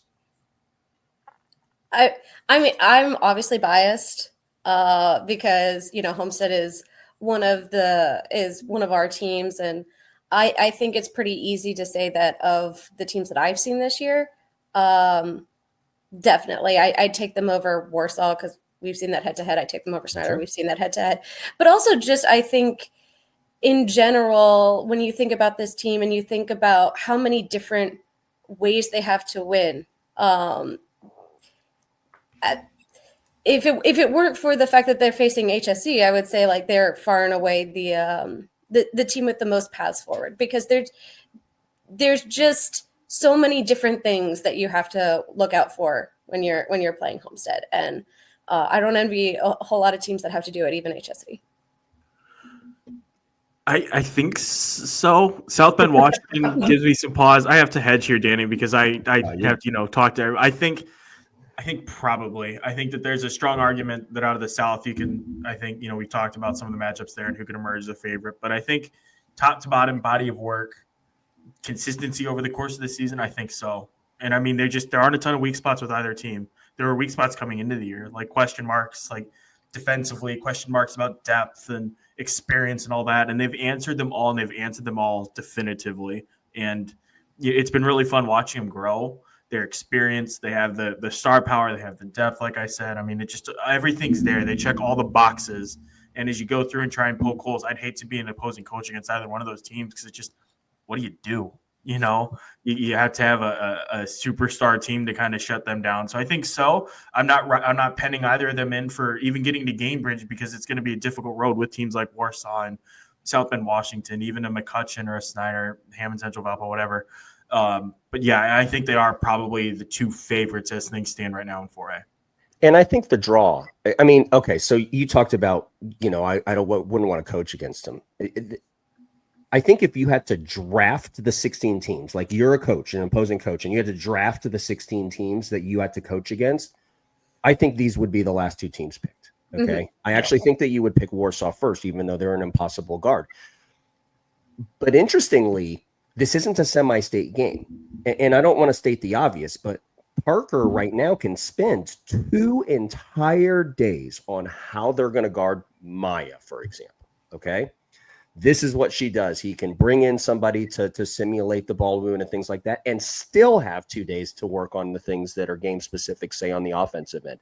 The fact that there's a week to prepare, I think, is a huge, huge storyline going into it, because I think we're going to see some of the strategy unfold very early in this game. So interesting point by you, Hank. Thank you, Danny. Vic, yeah. Thank you. Thank you so much, Victoria, for jumping on with us. We always enjoy talking with you. Thanks for having me. Absolutely. Take care. Take care, guys. Victoria Jacobsen of the Fort Wayne Gazette joining us. Danny, you and I are going to take a little bit of a virtual break. We're going to come back, though, and we're going to be joined by Josh Conrad of Corydon Central. Also have Kyle Brasher, Gabby Spink of Gibson Southern. Soak's going to be with us. Austin Huff's going to be with us as we continue getting ready for the Class 4A Regional Championships. So when I come out of this break, am I going to be wearing something different? That's tonight? Yeah, that's tonight. That's tonight. So people in video land who watching this show from start to finish, I'm going to say 2 hours and 15 minutes of it when we're all said and done. Mm-hmm. They're going to just be blown away by the outfit changes. I'm going to have, some sort of prop with me. Mm-hmm. It's going to be phenomenal. I'll be in wardrobe and makeup. Perfect. All right, Danny, let's go ahead and we're going to jump down south now. We're joined by Josh Conrad, head coach at Corydon Central. Corydon Central is getting ready for their regional championship game this weekend against Evansville Central. Corydon Central comes in at 20-5, Evansville Central 22-4. Josh, how you doing, sir? Good. How are you? Doing great. Thanks so much for hopping on with us. Let's start broadly, and let's start with this matchup. Obviously, Maddie Shirley, Evansville Central, and some of the different weapons they have. What jumps out to you with this matchup as you're looking at it? They're really, really good, and they do a lot of things really well on the basketball court. You mentioned Maddie Shirley. We actually played them earlier in the year, and she's just a tremendous player. She was probably one of the better players we had in our tournament early in the season, and she's just such a hard-to-guard post player there. Then you throw in, 5 other girls who can shoot 35 to 40% from the three-point line, and they're just really good defensively too. So they pose a lot of challenges that we're going to have on Saturday. Speaking of that tournament, I was going to bring that up with you, but I saw the tweet from the school today. You have Borden, you guys, Evansville Central, Northgate, South Knox, and Washington, which, Danny, if you weren't keeping track, those are all sectional champions and all really good teams capable of running deep into the tournament. I mean, my God, that must have been just such a fun weekend of ball. Yeah, it was one of those tournaments where, we lost 2 games in it. South Knox beat us, I think, by 3 in the morning game, and then Evansville Central got us by 11 in the night game. And, we were missing some players that weekend, and I think Evansville Central was too.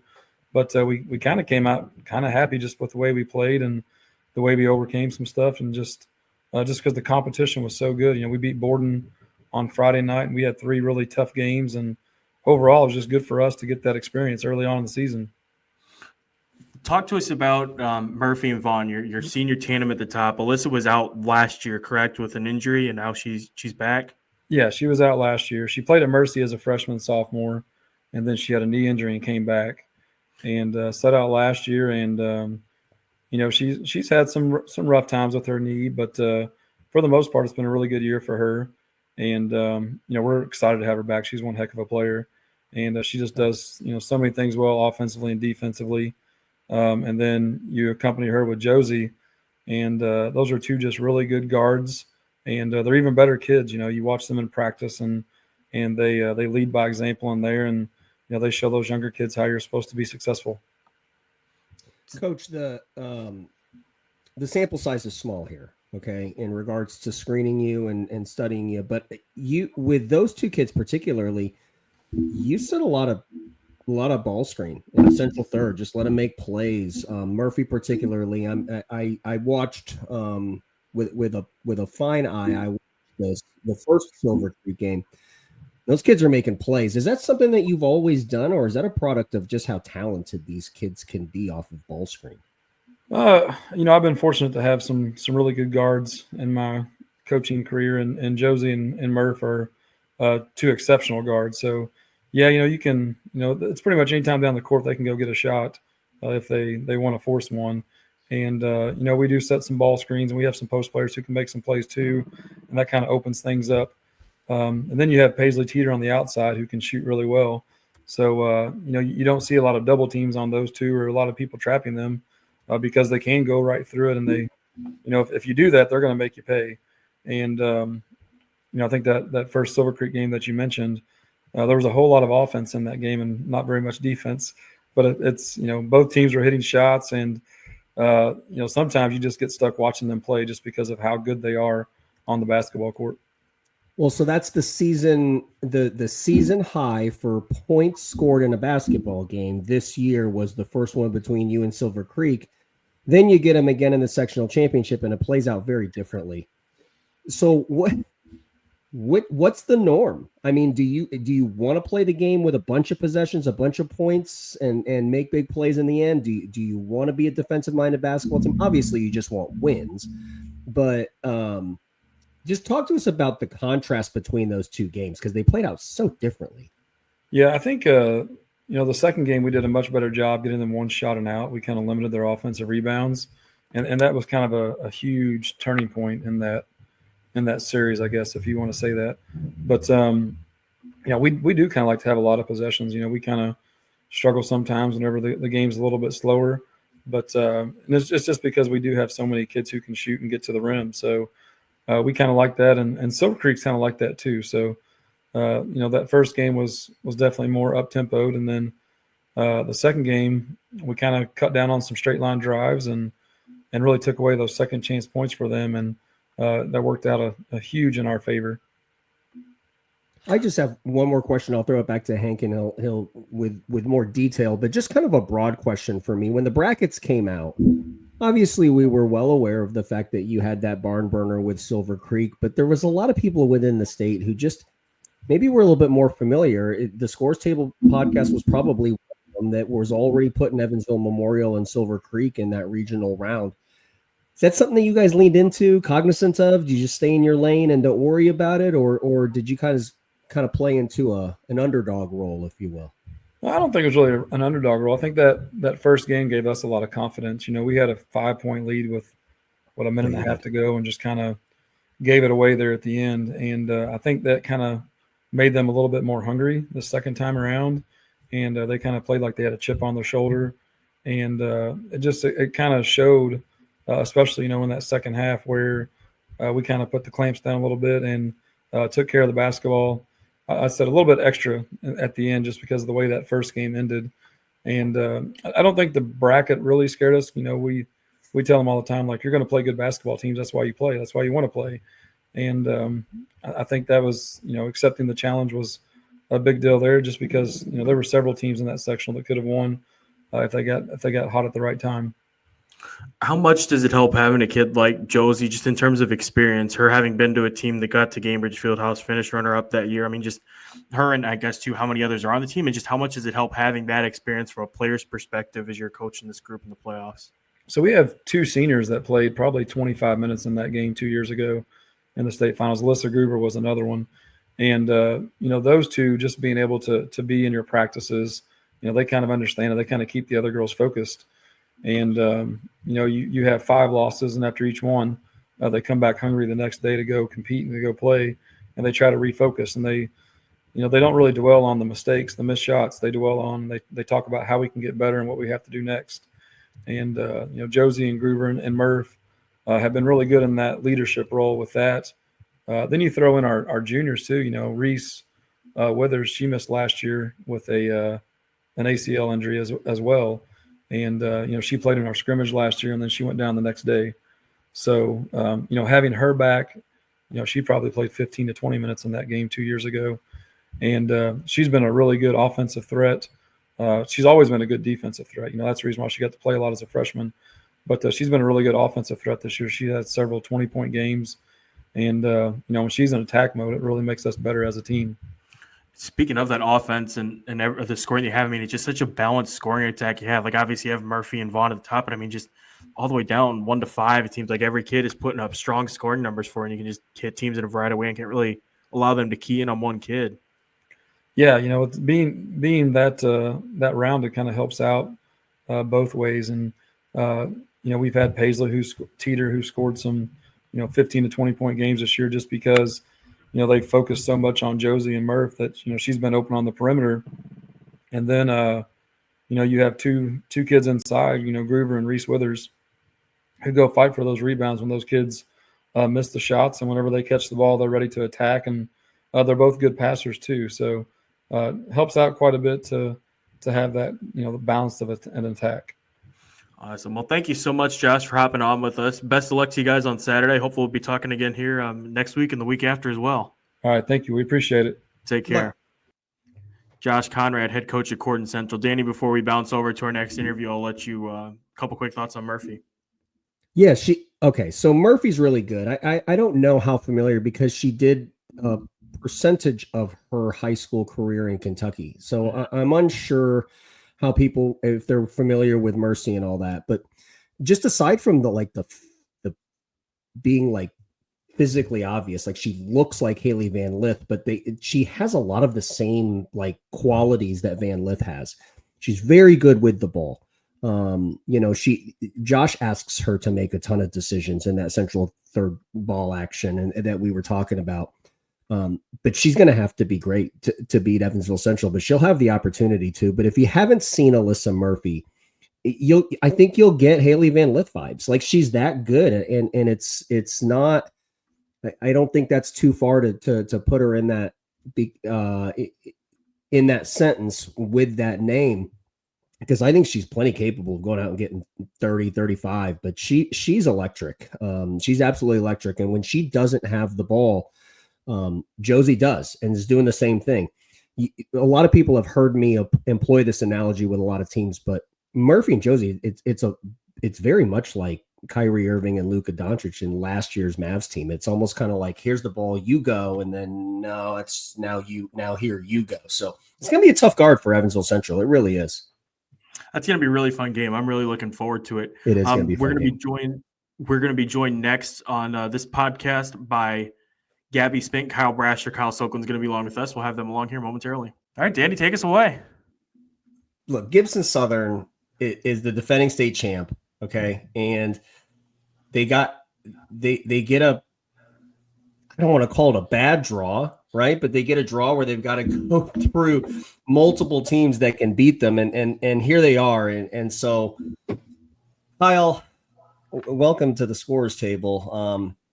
I'm a big fan of what you do. And it dates all the way actually back to last year's state championship and the way that you attacked the odd front zone last year and what you did and getting behind the zone and dropping Page into the middle.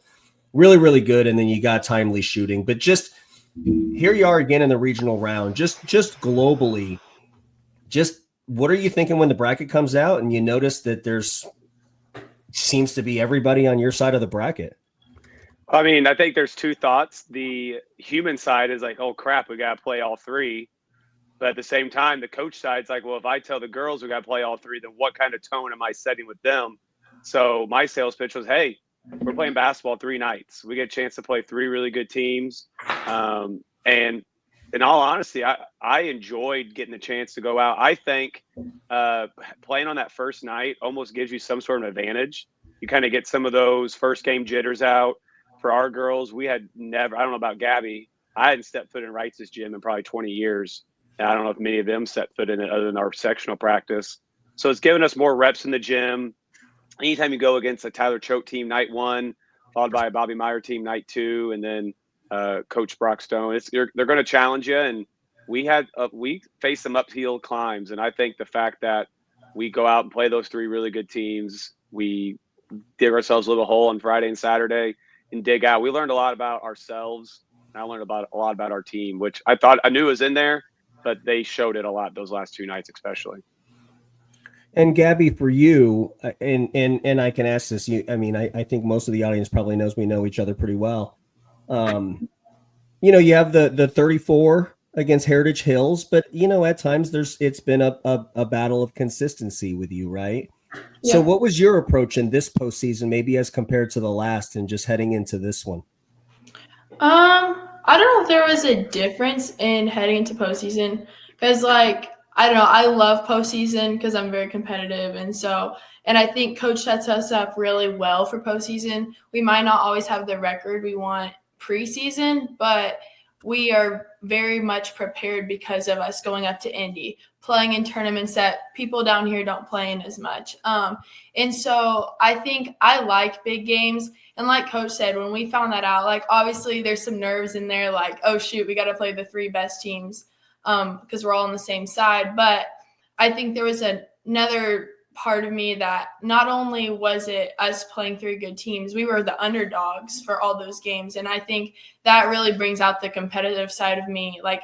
I wanted to win, and I knew that I've known how to win being in postseason that many times. And so I think the biggest thing was just staying composed. And there was times where I was not composed, and you could definitely tell that in the game. And I think that's my thing is just, I like to go fast, but sometimes fast is too fast. And so just taking a step back and really seeing my teammates, seeing open spots where I can get was my biggest thing for this postseason. So. And I don't know about Gabby. The thing I liked about it is we went through and we beat the 3 teams that no one can say, oh, well, you didn't draw us. You drew someone that got the bye. It's no, we went out and we played the 3 teams. And I don't know if that means a whole lot or not, but to me, it means something that we got a little bit of bragging rights. So I like that part as well. It means something if you get through, Coach. Yeah, exactly. Yeah. But we'll take it. Yeah. So let's, and Kyle, this one's mainly for you. Let's lay a bit of a foundation before we get into this year. Last year, you had the state championship run and you graduate some key pieces. Just talk about where your head is at, okay? In what you think you're going to be this year and maybe through the first portion or at the quarter pole, Did you learn anything maybe about the kids that you graduated or the current team that you had? Let's just talk about the transition between last year's state championship team and this year's sectional championship team. Yeah, I mean, you look at last year's team. We had 2 great seniors. Everybody's going to know about Chloe, what Chloe can do, scoring the ball. I think we missed Chloe's defense a lot as well, some of that versatility. And we knew we were going to miss Allie's leadership. I mean, Allie is just if you want to win big games, you need players like Allie Malone on your side. All you got to do is look at in all honesty, she probably shouldn't have been playing the state title. She had a pretty gimpy ankle. But we knew losing those 2 is going to be big, not only for the basketball side, but the leadership side. And going into the season, the coaches talked a lot. It's like we feel like going into probably 95, if not higher % of the games, we're going to have the top 2 players on the court, maybe 2 of the top 3 in Gabby and Paige. And we knew if we had a Division I point guard and Division I center, we're going to have a good chance. I think the thing I learned about this team, we're probably not as good of a shooting team as I probably thought we would have been. Not that we can't shoot. I think we had the potential there. But the thing I learned about this group through trial and error on my end, we're really getting after it defensively right now. That's kind of become our identity, that we're going to lock you down, play good, hard-nosed defense. I don't know if we could have said that back in mid-December, but it's gotten there, and it's gotten through there. Me experimenting with things, me being the good cop, me being the bad cop at different times, and we finally got to the point where I'm pretty happy with our defense. So I would say that's been kind of the biggest adjustment for us through the year. Well, Gabby, a good coach you can see on the floor. You can also see in the media when he talks to his kids through the media. Talked about the void that was left in leadership. So he put it on a tee for you. So what was different about your approach this year from a leadership perspective? I feel like I definitely did take on one being a senior, but I had to learn different ways to be a leader because I'm like I said, I'm very competitive. And so sometimes like in the beginning, things might not always come across as like the nicest or whatever.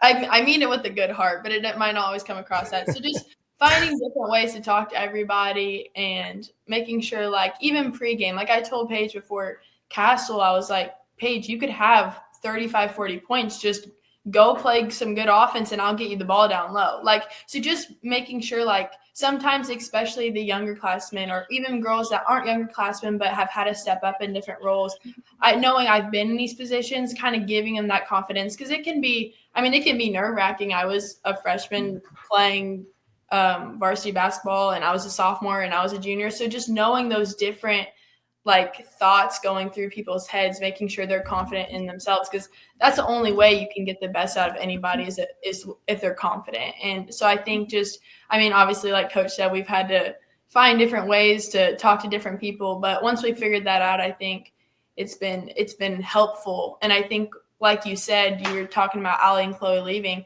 in the beginning of the season. I mean, we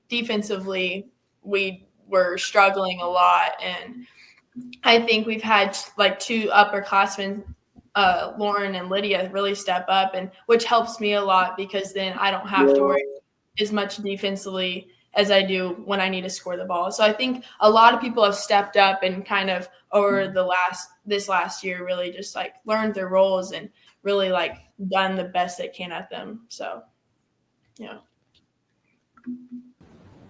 So Gabby, I'm curious.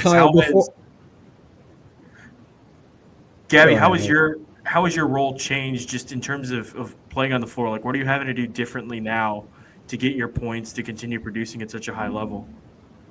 I think continuing to score at all 3 levels, just really finding gaps, because obviously like losing Chloe, a lot more eyes are on me more than they even have been the last 3 years. And so making sure I find ways to find different gaps and holes, because it can be hard when you're getting double teamed or face guarded the whole game. So I think my biggest thing was just like making sure I find gaps, find ways to get open, cut more, all those little things, I think was biggest for me this year, where normally I could just pass the ball to Chloe, eyes would go there, and so I would get a shot. I'd still have to create my own shot, but it was a lot easier with at least one other guard outside that was really being focused on. So I just think that using my teammates has been a lot more for me this year.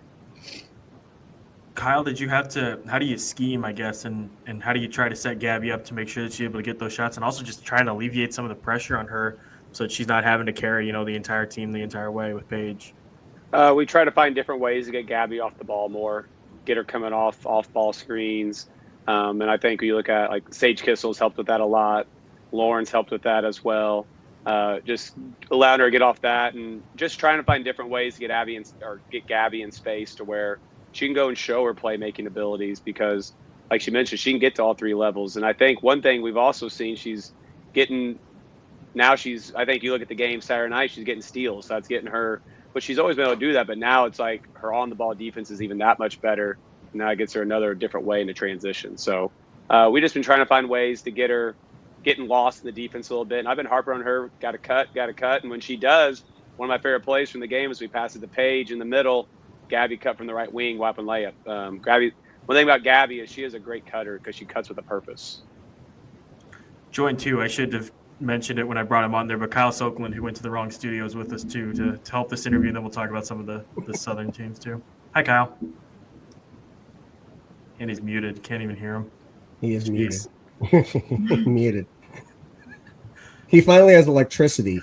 Soak, we were teasing you about how you're always in the dark. So you're at light, but now you have no audio. Can't talk. Son of a Hall of Famer, can't afford a functional microphone. So looking ahead to Floyd Central, I'm curious, just broad, big picture. What do you guys make of that matchup? What are you looking for to key in on going into Saturday? Gabby, why don't you start us? I think definitely with their press, the one thing I think we learned from being pressed by Castle and by other teams this past year is just making sure, and even me, like not dribbling and looking up first, making sure we punch those gaps. I think that's biggest for us, and especially with them being long. I mean, all practice we focused on pass fakes and stuff like that. So just making sure we do the little things, because I think one thing that kills us is if they get fast break layups, because obviously we've been doing really good in the half court defense. So just making sure that we minus our turnovers and just continuing to punch those gaps and not play with composure, because I think we can get sped up, especially in postseason games that really mean a lot. We all kind of get sped up and frazzled. So just to make sure we have our composure and doing the little things. Looks like Kyle's still having audio difficulties there. Yeah. But yeah, Gabby hit the nail on the head. We're going to have to value that basketball. I mean, when you look at the games where they were ultra successful, had big time wins, they're turning teams over at a high clip. We got to locate shooters. They got some great playmakers on the perimeter. And then when the shot goes up, we got to block out. They're long. They got 2 or 3 girls over 6 feet tall. So we're going to have to seek bodies. And it can't just be 1 or 2 girls boxing out. It's got to be a fist mentality where all 5 girls are checking out, cleaning out, and which is, I mean, I think we've had some of our better rebounding games the last couple of games, so hopefully that can translate into this coming Saturday as well. You guys have played such a rigorous schedule. Are they comparable to anybody that you've seen before? They're kind of a blend, I would say. A little bit of Wrights in the length. Yeah. A little bit of Castle with the pressure, Wrights with the high pressure. Oh, man. Franklin Simpson. Yeah, because me and Dad were talking about it. Like, they're just different from a lot of teams we've played. So I don't know, maybe Franklin Simpson. We played them down in Owensboro. They're out of Kentucky on the Kentucky-Tennessee line, and they're really good. I haven't checked them out recently. Probably not as athletic because that team was super fast, but that same kind of pressure. They want to speed you up, press you, zone a lot. So I would say a lot like Franklin Simpson now I think about it. I think it's a good comp right there. Yeah, I agree. My internet was frazzling out as Danny asked that first question. But Gabby, I'm curious for you. When you saw that draw, were you hyped? Were you like, oh boy, we get to go through the other top teams in our sectional, or what's your mental state like going in? So I'm not gonna lie, at first, like I was literally pacing. Like all the assistant coaches were laughing at me because I was like freaking out. Because I wasn't freaking out because I thought we were gonna lose, but I was like, oh my gosh, my body is about to die. Like that was straight what happened, like what went through my head. And then I was just talking about it, and like Coach said, like I think it's hard down here because we kind of get pushed aside a lot, I feel like, although we've had a lot of success. And so to be able to show those teams, and not just those teams, but everyone around here, what we're made of once again, I think in a big situation, I think was cool because, I mean, we were picked to lose all the games. And so to be able to show them like we have what it takes, I personally liked. So. Is that something that you guys talk about for both of you? Is that something you talk about openly, just kind of that chip on our shoulder where everybody forgets about us down here in the Evansville area? Oh, yeah, definitely. We're always the underdog, always. So I think, like, coach does a good job of, like, for the mental side of it. He always puts up the scores on the scoreboard at practice before every practice so we can see what they have us losing by. And so just to kind of keep that mental, because he always says, like, the mental side of the game is just as important as the physical side. So just to make sure we keep that mentality and know, like, I mean, every game matters. And obviously we're happy we won sectionals, but we want more than that. So I think that's big for us. Kyle, one more for you from me. And it's a little bit of a self-serving question because I'm a coach, but you have transformed yourself or introduced yourself as one of the best postseason coaches in the state. I'm going to leave this very open-ended because I want you to take it wherever direction you want. But what's your process? Like, where does that come from? I mean, you guys just move along the brackets. I mean, last year, obviously the state championship, but come out of that sectional is pretty good too. So what's your process? I mean, it make me better. Well, first of all, it helps having good players. Good players make coaches look a lot better when you have players like Gabby, Paige, Chloe. I mean, going back to my first year, Meredith Rayleigh. And Tabby Clem, they were kind of our dynamic duo that year. It helps having good players. They make me what I've said in the past is they motivate and challenge me to want to be better because I come in, I see the work Gabby does in the off season. I see the work all of our players do. Paige, going back to last year, Chloe and Allie, and I don't want to let them down because you see all the work that they do, all the traveling they do. It pushes me to be my best as well. They motivate me a lot, and I hope in turn I kind of motivate them as well. I've learned a lot over the years. Honestly, it's kind of fitting that we're going against Floyd Central and Coach Hickey on Saturday because he kicked our butts my first year when he was at Salem and we were at Gibson Southern. Gabby was there. She can attest to that. I didn't adjust well. I didn't foresee what we could do here and there.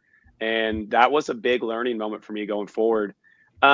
Things we do, I mean, we watch a lot of film. I mean, I go through Huddle and I clip things and I share it with the girls. We watch it out. We harp on the tendencies that we see the teams doing, almost to the point that they probably wake up in the middle of the night just chanting what we're telling them in practice. And we harp on it. One thing I've gotten better at is I've learned what are our players' strengths. Like, where can we get Gabby the ball to be successful? Where can we get Paige the ball to be successful? What can we do with Lauren and Nola and Lydia and Taylor Wire just came back? And we just try to highlight their strengths. I just think the big thing is repetition. Repetition leads to hopefully mastery. And I think last several years, like we do Memorial probably at times better than Memorial did potentially just because of all the time we spent on them. And we rep it out. Almost, I'm sure it's on some level, it might be annoying to the girls, but we want to win games because they motivate us and we want to keep that legacy going. We want to keep Gibson basketball has been a good program for a long time and we don't want to let that bar down. So your answer has led me to ask a follow-up. So in the state championship game, I guess I've just meaning to ask you this. You and I have talked several times since then, but I'll ask you on air. The adjustment that you made at the half, like when you're playing against Eric Thornton's 1-3-1, where you're throwing the ball to the corner and diving Paige, that was an adjust. I don't think you guys were doing that in the first half. That was an adjustment, right? Yeah, we had it in. So some things we keep in our back pocket. So like we kept a defense, so we wanted to hold on. We didn't start against Castle. So we'd have some adjustments in our back pocket. And that's another thing that I've learned as well. But it's just constant dialogue with our coaches. And I'm not afraid to admit, I'll come in the locker room and I'll ask Gabby, I'll ask our captains, like, what are you seeing? You're the ones that are playing the game. And like the other day, I'll be fully transparent. I ran Nola off of number 40, Big Kaiser from Wrights. And Gabby came over and was like, I need to run off her. I'm guarding a different girl. I said, you're right. So I went in the huddle. I said, girls, those 2 points are on me. I'll take those 2 points right there. So I'm not afraid to admit when I mess up. Yeah, I'm human. I know there's a lot of people out there a lot smarter than I am, but it's just constant work. We work a lot. Gabby, I mean, that seems like a pretty fun and unique relationship also to have with a coach, where you have just such like an open dialogue that you can, call it as you see it, and that he's coming to you for advice too. I mean, that's got to be fun to play for as a player. Oh, it's my favorite part. Like, so I lived in Indy, and I always knew I wanted to go to Gibson Southern. And so to be able to go to Gibson Southern, not only like love the school, but also to be able to have that connection with my coach, because that's one thing I love about basketball is like the IQ side of it. And so to be able to like talk to coach about things I see, because I mean, I talk to him a lot, but just like being able to have that communication is huge. Because I mean, there's things I don't see that I'll be like, Coach, what am I doing? And then there's times where I'll see something or I'll like feel something like on the court or whatever. And I know like I can talk to him without any hesitation. So yeah, I think it's a huge thing like that helps us too, is like he's not afraid to like say he's wrong. And so it's like, we kind of like bounce off each other, and that's with everybody on the team. Like you can always just know you can talk to him. So, Coach, hear what Gabby said and how she always wanted to go to Gibson Southern. I know up here, everybody that I talked to is familiar with Gabby. Grew up playing with her, watching her, coaching her to some extent. Just kind of a little legend up here she's got. What's it been like coaching her? And I mean, just what makes her such a special talent? I think first and foremost is the work ethic, and that's something that I haven't had. It makes it a lot easier when your best players are your hardest workers. We've had that with Gabby. We had it with Chloe.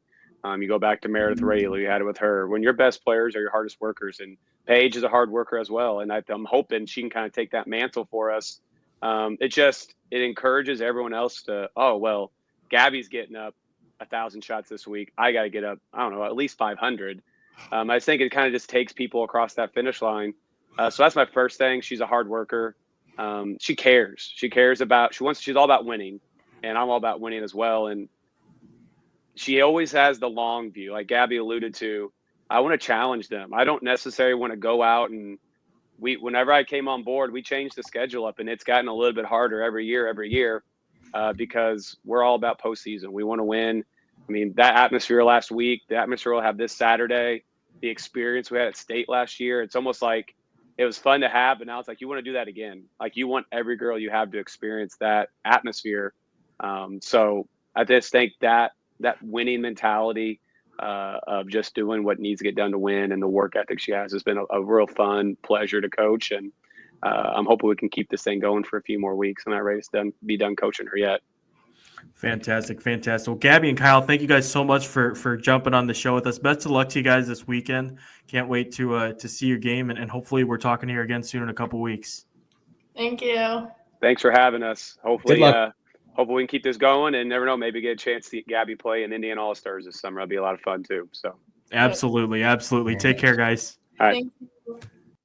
Kyle Brasher, Gabby Spink of Gibson Southern. We're going to try and bring on Sok again. Sok, can you hear us? Speaking of good insights, let's just stay where we are and talk Gibson Southern, Floyd Central. It'll be an interesting matchup. It feels like Gibson Southern's kind of conjured up that postseason magic that they've had the past couple years. But Floyd Central's got some talent. What's your read on that situation? What have you been seeing so far as you dive into that thing? Yeah, I mean, luckily I was invited to the regional meeting Monday, so all four coaches were there, including Gary Hickey. Good talk. I mean, he basically said the only thing missing from that program was postseason success, and I know Bedford has a lot to do with that. But they look long, they look quick with a bunch of good guards. Feels like they match up pretty well with this Gibson Southern team because you're going to have Paige against probably Coleman, and then just whoever. I haven't really seen them, so whoever guards Gabby. I think Brasher even told me they throw zone at them, which is something they struggled with a lot in sectional. So it should be fun. I'm curious what Paige's role looks like, if she's going to be forced out on the perimeter, if she's going to be able to kind of work and live inside against them. Because I haven't had a chance to see Floyd Central yet. Just obviously, Danny, our conversation last week with Elise and their coach Jerry Hickey, and then obviously the numbers that I see on Floyd Central. What do you make of it, Dan? I'm fascinated to see how he attacks the zone. He had mentioned on 2 or 3 separate occasions how big they are in the back line. So that's a clue because, and I've talked about it countless times, like with zones, it's about gaps. And sometimes the way that they present, you want to try to get behind them and play behind them. That can be a challenge when they're long because then they collapse on you on the baseline side. So I think that length is going to bother them. That parlays me into answering the question that you asked and what does Paige's role look like? Brasher's going to have to move her around.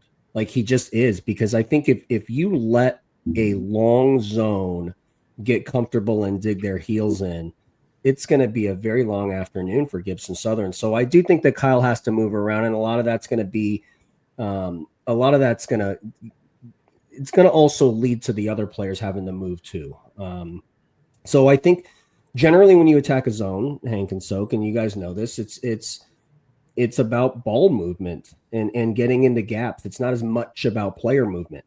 I think it's the other way around with this one. I think they have to move their players because they have kids like Paige that can hurt a defense in so many different ways. So that's just my take on the zone. But it's interesting to hear Kyle talk about their length on the back line because he immediately looked at it like said he probably tries to attack the back line of zones anytime they get it.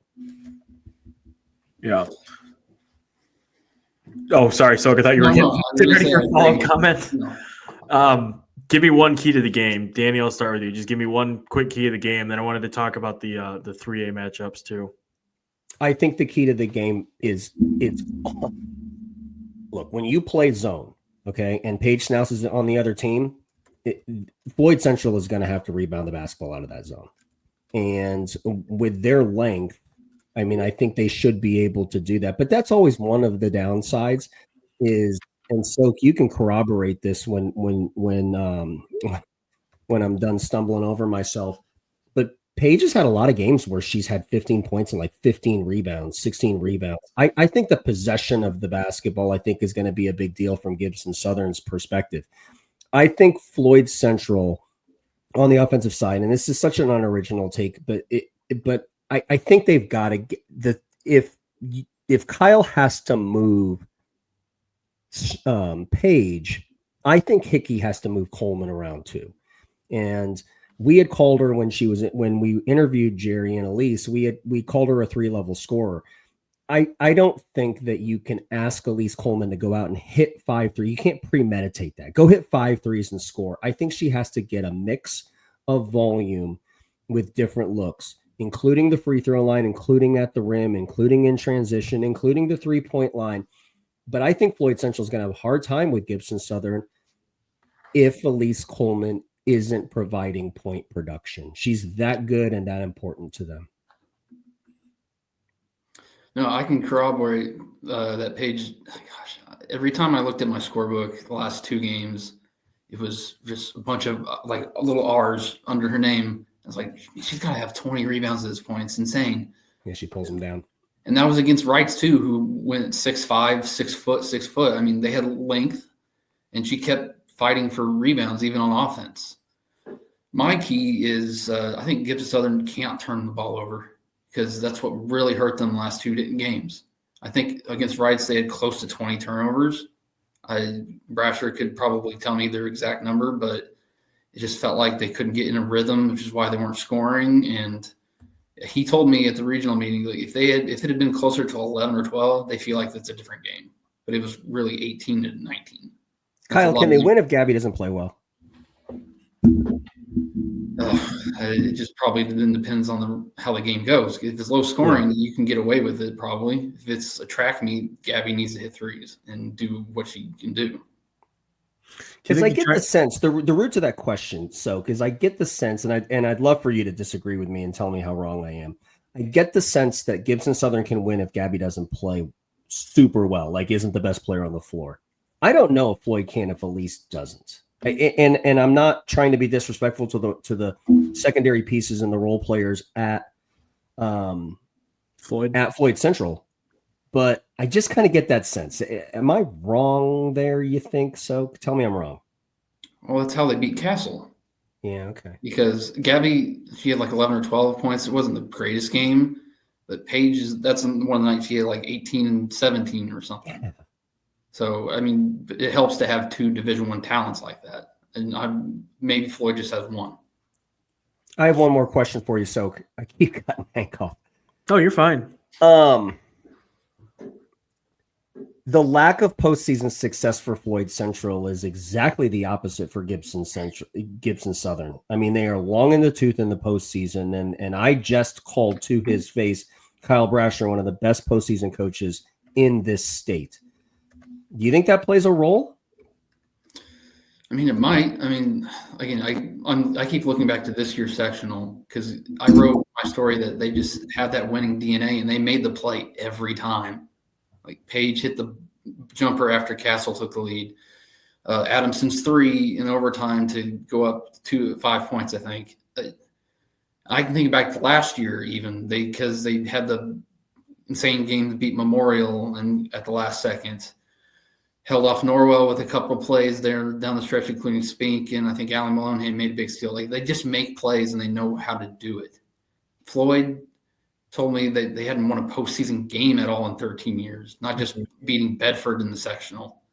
So it could very well play a role. And I know that they were a little tight in that championship game Saturday, at least to start the game, because Bedford was in it for probably longer than people think. Yeah, that's such a good point by both of you. Kyle, too, you mentioned that, and I read that story about just the winning DNA, and they're finding different ways to win, like you mentioned. And to feedback to Danny's earlier question, it feels like now it's Gabby's turn to just go off and score. You know what I mean? 20, 30 points and to carry them to a win. That's kind of what it feels like. Not that I'm counting out Floyd Central by any means, but just I think experience counts for a lot this year, and being old counts for a lot this year. And Gibson Southern's got some old pieces with the winning pedigree. And even for the younger kids who haven't experienced this, they've been around the program and gotten a chance to see this. And then you stack that on top of Kyle and his postseason pedigree. It stacks up in their favor. But like you guys have been saying, Floyd's a really, really tough and interesting matchup there. Kyle, you have some of the best 3A matchups too in your area. I mean, let's start with Corydon Central, Evansville Central, because we had Coach Josh Conrad from Corydon Central on to start the show. Danny was curious on specific defensive matchups because Evansville Central has an Avery Kelly, right? Yes, she's the point guard. Is she likely to take on Murphy, or how do you think they're going to try and match them up? Well, my question is, like, how does Murphy play? Is she a guard? Is she a player? She's a ball-centric guard, yeah. Then Avery Kelly's going to guard. Avery Kelly's got it, yeah. They really like her, Soak. Like, I mean, and I assume you've seen her more than a couple of times, right? I mean, the word on her up here is that she sets the tone defensively for them. She provides the ball pressure. She can eliminate or at least reduce the offensive production of a key piece. It has to be a major storyline because Murphy is a lot of. I mean, they ask her to do a lot, particularly in the middle of the floor. So just talk about Avery a little more. Yeah, and if she ever hears this, I know she's going to blush and get embarrassed, but she is really, really good. I mean, so many times I've just seen her just either lock someone down. She dives for every single loose ball you ever see. And gosh, I'll go and tell the story that Alexander told me the other day. I mean, Franklin was kind of done recruiting that class. But then when the Franklin coach saw her, she immediately was like, I need her. She is a program-changing player, even if she only scores 3 points a game. Like the coach wanted her and still recruited her into this upcoming class. So she 100% sets the tone. And Central likes to play defense first and then work toward scoring the ball with their Division I player. But it's really not just her, because I know Maya Skelton has the ability. She shut down Jaden Scott during the SIC quote-unquote championship game there at the end of the year. So but it definitely starts with Avery. I just love watching her play defense. How do you handicap that matchup? Taking a step back and taking it more broadly. I mean, Corydon Central kind of has that senior tandem there at the top. Evansville Central, we've talked a lot about their stars, Shirley and Kelly, and some of those other pieces. What do you make of this thing? Well, it's tough because everyone's going to look at that November game, but Alexander told me that it's a wash. It doesn't matter because they didn't have, I think, Vaughn for Corydon. Central didn't have Skelton or Heil. So it was the second game. It was the second game of the day for both. So I'm sure they were both tired and coming off big games earlier too, like South Knox and I forget who Central played. Central lost to Washington that morning. Yeah. So I'm sure both of them are like, it helps to know who's who so they can try to game plan somewhat, but you just move on. I'm impressed by Corydon because I was penciling in Silver Creek and trying to think, it's going to be Brooklyn Wren against Maddie Shirley, but if Corydon held them to 38 points or whatever it was, then that makes me very intrigued because Central has Maddie Shirley, but they can stop a Division I player last weekend. They might be able to do it again.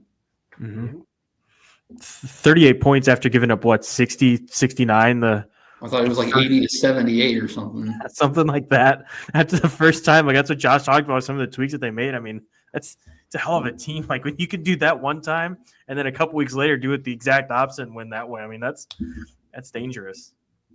Especially when Shirley's gone for 38 herself 3 or 4 times this season. Yeah, she school record 40 against Avon. Avon. Avon's 35 legit. against Washington. That Avon, I still think back to that Avon game, how insane it was, but how good Shirley just. You take the ball, you're going to go score, and that's the only way we can stay in this game. Another game, Soke, that we wanted to talk to you with you about is Greensburg 24-0, Washington 23-2. I have it as one of the top 10. Well, both of those games actually is 2 of the top games we have on tap for this weekend. Just same question as before. How do they seem to match up pretty well? A lot of firepower on both sides, both with stout defenses, the Hatchets in particular. They're allowing fewer than 40 points a game. Greensburg's going to be without their point guard, which balances out a little bit. But just what do you think of Washington in that matchup? Yeah, I haven't heard back. I think Gretchen haven't heard from her yet to get her thoughts on it. But gosh, and I know that I think Greensburg's strength, at least the game I remember playing them against Silver Creek, was their guards. Which they'll probably have as much as I like watching Aubrey Frank and Shea Hawk, I would give the edge to Greensburg there. Then it just depends on who wins the Katie Reed against I think Leah West matchup. And I know they're kind of different players because Leah looked more bigger, but Reed can kind of move around and shoot threes if she has to. But yeah, that one's toughest because I don't know. It's really, really difficult to prognosticate that one because they don't really play the same teams around here. They're on opposite sides of the state. I don't think that I have to look at the schedules. I don't think they have any common opponents, but I might be wrong on that. I'll look on that. Danny, you want to follow up? I'll look that up. Yeah. Sorry, I didn't mean to throw you on the spot. No. I mean, I think the most interesting thing for me, and I don't think I wanted to say it when we interviewed Jason, but Harmon, because Franks is so important to what Washington does, her particularly being on the ball or with the ball, I think losing Harmon, I think is a loss that you can sustain unless you have a kid like Aubrey Franks that is going to wreak havoc in there. Now, I mean, he was on here just not long ago talking about next man up, and he's right. I mean, you don't be the undefeated number 1 team in 3A without having some depth to be able to navigate through 20-plus basketball games and throw it in the left column every single time. But I am interested to see how they defend Franks, because if Franks is able to get into the paint and Franks is able to get downhill and Franks is able to score the basketball at the rim, get in transition, get in space, I think it's going to loosen some things up for Katie Reed, who does like to float around, 18 to 20 feet. And Kyle, you had mentioned that, and it's a really smart take. I mean, if she's shooting the ball well, it's going to be because she's open, because Franks is getting downhill. So I think the Harmon loss I think that's the one thing to watch in this game is, do they miss her? Answering the go ahead, Kyle. No, go ahead. I was going to say, just answering quickly the common opponent question. Both of them played Princeton. Greensburg beat them 68-52, and then Washington played them twice, but beat them by 45-35 and then 49-37 in the sectional. That's right. Greensburg played Princeton. That was their second game of that North shootout. Yeah, that's right.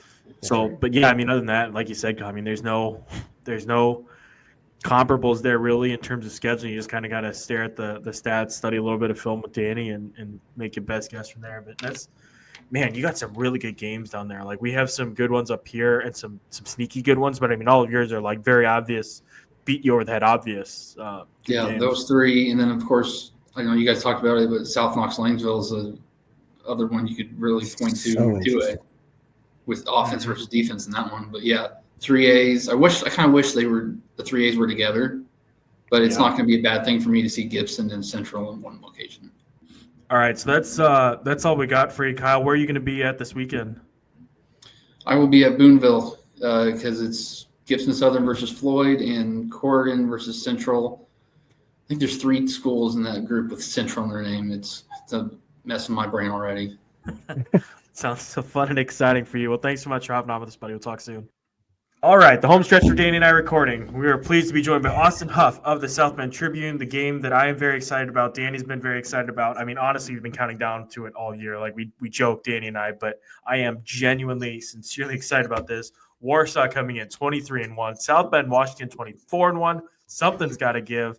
I'm not expecting a repeat of the Penn versus South Bend Washington game. Continues knocking profusely on wood, where the game was like 10-9 after 4 quarters. I'm expecting a high-scoring game with something, I don't know, give me something like 150 to 130, no, 145. Like I'd run out of room on my notepad, I think. I'd run out of room on my notepad.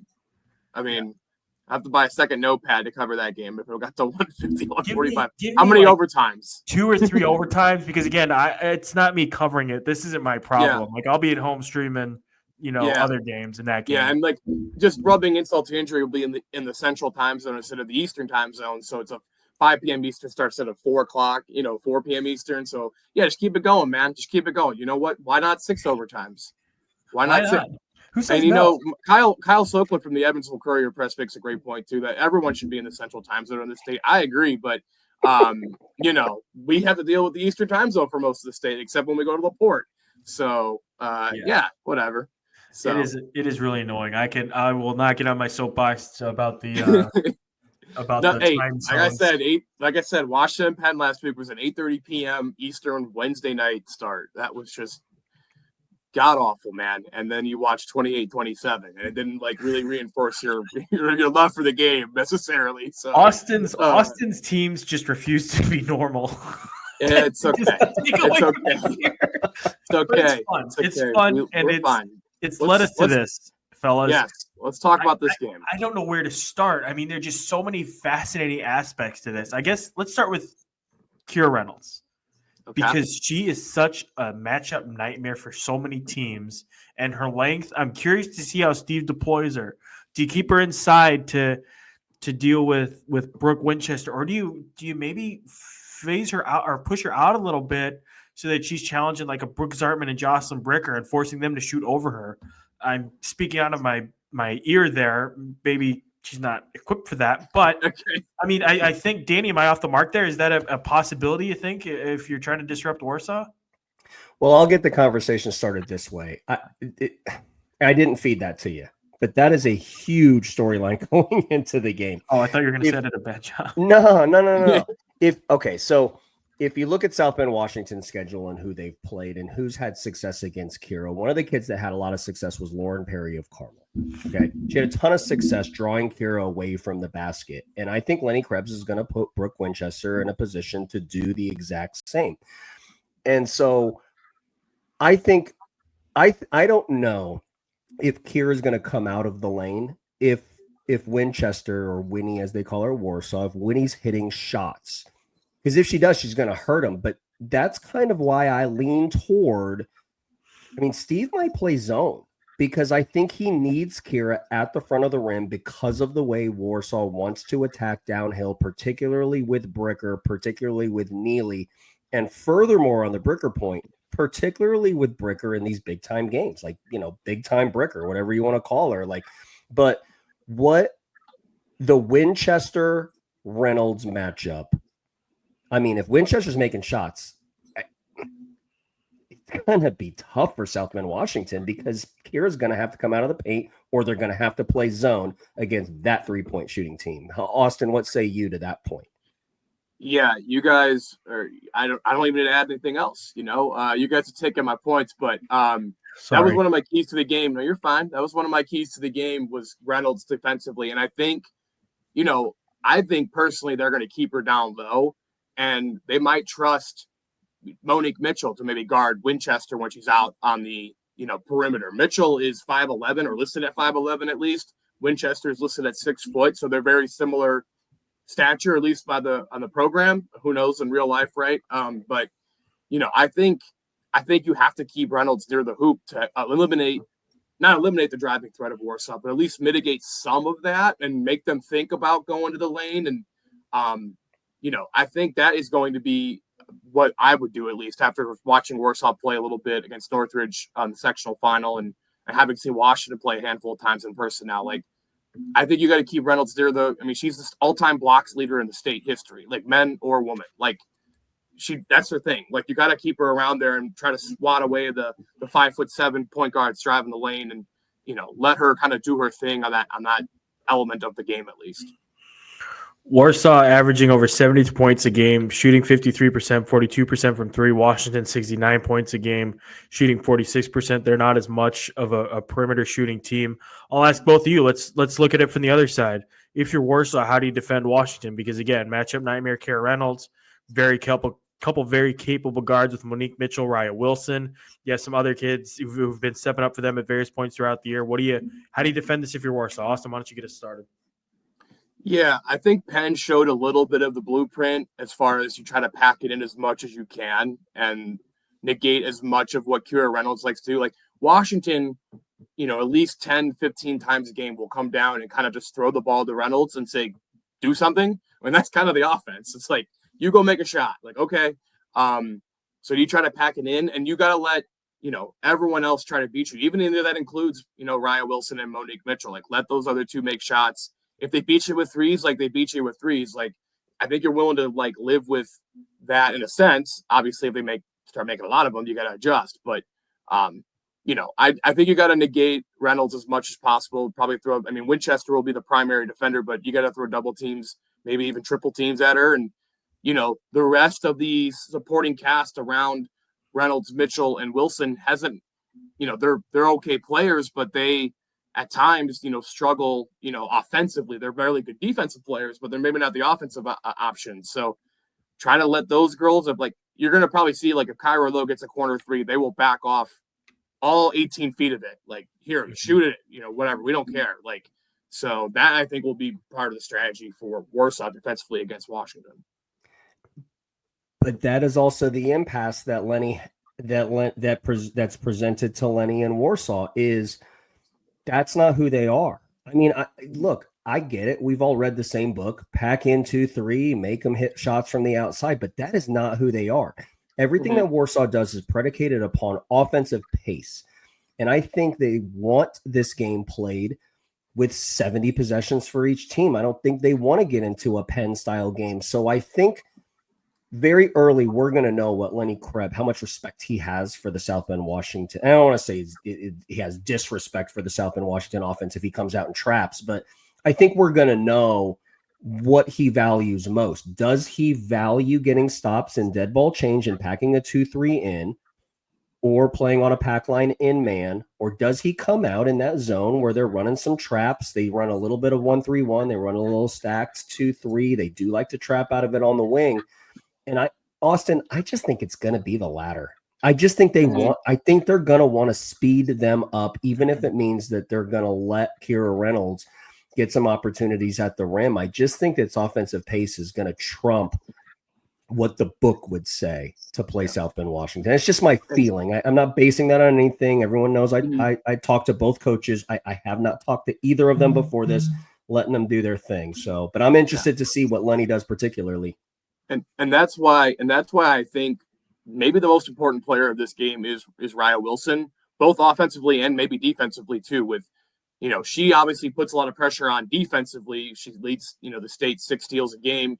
Can she try to do anything to slow down what Warsaw is trying to do with moving up the pace, maybe get a couple steals, right? It's really hard, a lot easier said than done. But Wilson is a Division I, talent. And then offensively, can she handle if Warsaw presses her, right? Like she has the ability and the talent. If she gets through some of those traps or makes the right pass to a Mitchell or a Reynolds, and they get an easy bucket, like that's why I think Raya will be the most important person in this game, as far as maybe dictating how much that flow does happen for Warsaw's favor. If Winchester and her ability to make shots is the most important person for Warsaw, I completely agree with you that Raya Wilson is the most important person for South Bend, Washington. If you look at the sectional championship game between Northridge and Warsaw, Doug Springer jammed the outlet. So they'll grab the ball out of the net and they'll throw the ball to Neely. And Doug Springer had somebody, they actually turned Neely over a couple times because she didn't know she was there and just turned right into a travel. But the question is, where's Raya? I still think, before I say the second sentence here, I still think that Steve's going to play zone, okay? But if he doesn't, where's Raya? Does Raya jam the outlet on Neely to slow them down on the outlet, or does she take the leading scorer in Zartman, or does she take big game Bricker? So I think a lot of the outcome is going to be the decision that Steve has to make in how he utilizes the best defensive weapon in this entire game in Raya Wilson. Austin, that's a really good point. Wrapping up, I'll wrap up the conversation with this, or Danny and Austin, if you have more to add, please feel free to. But just a key to the game for me, and then I'd like to hear your 2 keys to the game, but just getting back in transition for South Bend Washington, because Warsaw is going to want to push the tempo. They're going to go fast on that offensive end, and if you're slow getting back there, they're going to burn you every single time. And I mean, that can break a team spirit real quick if they're able to do that, especially early. So I feel like for Washington, just making sure that they're getting back quick and snuffing out some of those transition opportunities is going to be a big factor to that game. Mm-hmm. Yeah, I'll add I think, a couple mini keys. Just one, I think capitalizing on turnovers. I know it's a kind of a cliche key, but Washington has some stretches where they, both teams really have some stretches where they get a little turnover prone. Maybe they're a little lazy with the passes, maybe, or just aren't focusing, whatever. That if you get a 6-0 run off that, in a game, that might decide it, right? That's how tight this game is probably going to be. And to me, another key could be the experience. I know we've kind of harped on this throughout the various, games, but this is the 4th straight regional game that Washington's played in. They played in the LaPorte gym every year in this regional game, and then 3 sectional games this year. So they have a lot more familiarity with the rims and the optics, and they struggle sometimes, most of the time actually, in this gym. So maybe they 8th time's the charm as far as not getting a slow start, because it feels like they always start slow in this gym. Even the 2 sectional games they won by 30 plus, it was 33-19 at half and then 32-19 at half. It was weird. I don't know. Steve joked it gives them the heebie-jeebies, and so I don't know if that's going to matter or not. But they have the experienced players. This is the first time Warsaw's been in this game in 10 years as a program, so none of these players have been in it. This is the first time Lenny Krebs has been in the regional game, 22-year career.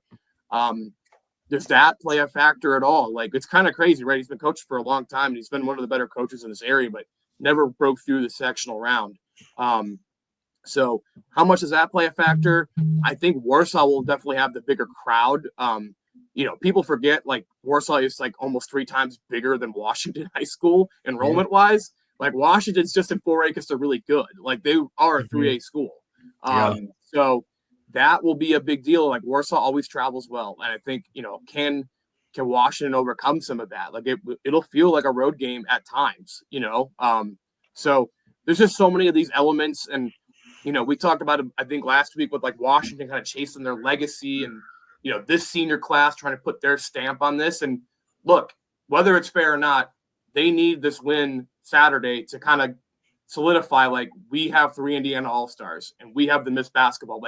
If you can't win a regional with 3 Division I players, it's going to be hard to argue for three Indiana All-Stars, especially this year when there's so many feels like a more loaded than normal senior class as far as who can you pick to be on Indiana All-Stars. And even if Kira Reynolds has these incredible stats, like, you know, it's going to be tough to argue like Miss Basketball if they lose to Warsaw. Like, they got to get to semi-state. They have to get to semi-state, in my opinion, if she wants a chance to win this thing, and if they want to have all three of them be on the Indiana All-Star team. I think that's all very fair. And having watched a considerable amount of Warsaw and Washington basketball this year, Krebs will play different players at point guard. And it's based on time and score situation. It's also game flow. It's also just who needs to touch the ball. But there's always a reason why Bricker's running one. There's always a reason why Neely's running one. And there's always a reason why he'll move. And he does it just about in every basketball game, move Zartman to one. The reason why I bring that up is because back to the Raya Wilson point, if Steve doesn't play zone and plays man, we saw last week, and Austin, you probably saw these comments by me. It looked like a science experiment. He talked to Brooke Zartman before the game. She was completely aware that she was going to do it, but she took Conley, who is their best, longest on-ball defender, and stood her in the deep corner and didn't move for a ton of that basketball game. You can, if you're in man, I think he's going to do that with Raya. I think he's going to take Raya and he's going to, whoever, even if it's Bricker. I mean, even if it's Bricker, he's going to take Bricker and he's going to take her out and he's going to attack with the other four kids. That's why I think I think Steve's got to play zone and he's got to trap. And I think that's a very, very dangerous thing against a hot shooting Warsaw team. So I think Warsaw, I think they've just got to read these adjustments. I think they've got everything that they need. But, you know, and to the South Bend Washington point, I mean, Steve's going to have to change things up. I mean, he's going to have to do different things with Rye. He's going to have to do different things with Kira. But their ability, as they've done all year in playing kids in different positions, I think the reason why he did that, we're going to find out on Saturday. I just want to add one more thing, if that's all right, just because this is kind of a big deal in this part of the area, you know, or part of the state, right? Like top 5 game, you have 5 or 6 1,000 point scorers. I think, or Winchester's at 997, or Zarman's at 997. Like, so like 6 probably 1,000 point scorers, right? You have 5 Division I commits on the court, like 3 on Washington, 2 on Warsaw. So you have just these great players. Because I know Zartman's committed to Miami of Ohio and then Winchester, Ball State, and who knows what Bricker, right? She's gonna, I'm sure, have her fair share of college interest. So you just don't get this type of matchup between like 2 Michiana kind of based teams wherever, especially at the 4A level. So it's just kind of a cool like moment in time for, you know, St. Joseph, Elkhart, Kosciuszko County basketball to be like, this is a really big game and a really big stage, and so much talent on the court. It's just really cool. And I wanted to kind of like encapsulate that on the Scorers Table podcast. So, well, Hank and Austin, I'll ask you guys, okay? South Bend, Washington is a bad matchup for Warsaw. Warsaw is a bad matchup for South Bend, Washington. Which of those sentences is true? Can they both be true? Yeah, that's kind of that's what my honest reaction was too. Because they both are. I mean, yes. Sure. Yes. I don't really have a confident answer on this. Because Warsaw has the shooters to spread out Washington. Washington has the athletes to match up with Warsaw, right? So it's like, makes it seem so fast. 2 sides of the same coin. And like in theory, right? If Washington, they could just throw it down to Reynolds every possession, right? Who's 6 inches taller or 3-4 inches taller than Winchester, and just shoot it over, right? Yeah, it's fascinating. It's going to be. I really don't know what to expect. I know John Harrell's prediction has Warsaw, I think, by 9. Really? Yeah, 8 or 9, which is kind of crazy. I'll be damned. So yeah. I mean, by the Sagarin metric, Warsaw was like 3rd or 4th, and actually Warsaw's the favorite in 4A. I think if you go by this, he tweeted out his tournament. Oh yeah, that's right. I saw that the other day. South Knox 81% in 2A. Right. It's insane. So it's insane. But yeah, I mean, I'm only slightly bummed that HSC and Homestead exist, because we would have had the best game in the state up here, but we got 1 versus 3, or 2 versus 3. Sorry, in the no, they're 1 versus 3. Sorry, 1 versus 3. What an incredible like you get 2 top 5 games in regional this week in 4A. Excellent. That is insane. Excellent Yeah, entertainment. it's great. You heard it here first. Austin Huff is also disappointed that HSC and Homestead are playing this weekend. You're in lockstep there, buddy. It is a bummer that matchup. they're going to be. Yeah, With bummer that stupid 2 bingo top 5 balls. teams. 2 top 5 teams will not make semi-state. Austin, it's not in your geography, but you're following the 4A. I mean, who do you just one sentence? Who do you like in that one? HSC and Homestead. Yes, or Hammond Central, whichever you want. Where is Hammond Central and they play Valparaiso. So, the region. What is the region? I mean, it's sorry, that was mean. It's hard to pick against HSC right now, right? I mean, but where is that game being played at again? Marion. Okay, so it's not like it's mostly a neutral site, like in between. If that game was in Fort Wayne, even like I may blame Homestead, but I don't know. It's so hard. I mean, Homestead beat Warsaw, right? So they have IHSAA has great wins, of course. So the number 1 team for a reason. Dodge the question more. I'm not going to try to answer. This is why I don't make picks. Okay, I don't do a weekly pick story. Stupid. Okay. HSC. All right, thank you, Austin. I'm yelling at him in the chat to wrap this up so we can get moving on. Austin, thank you so much for jumping on this show with us. We'll talk to you again soon, buddy. Maybe we'll be talking next week. We'll see.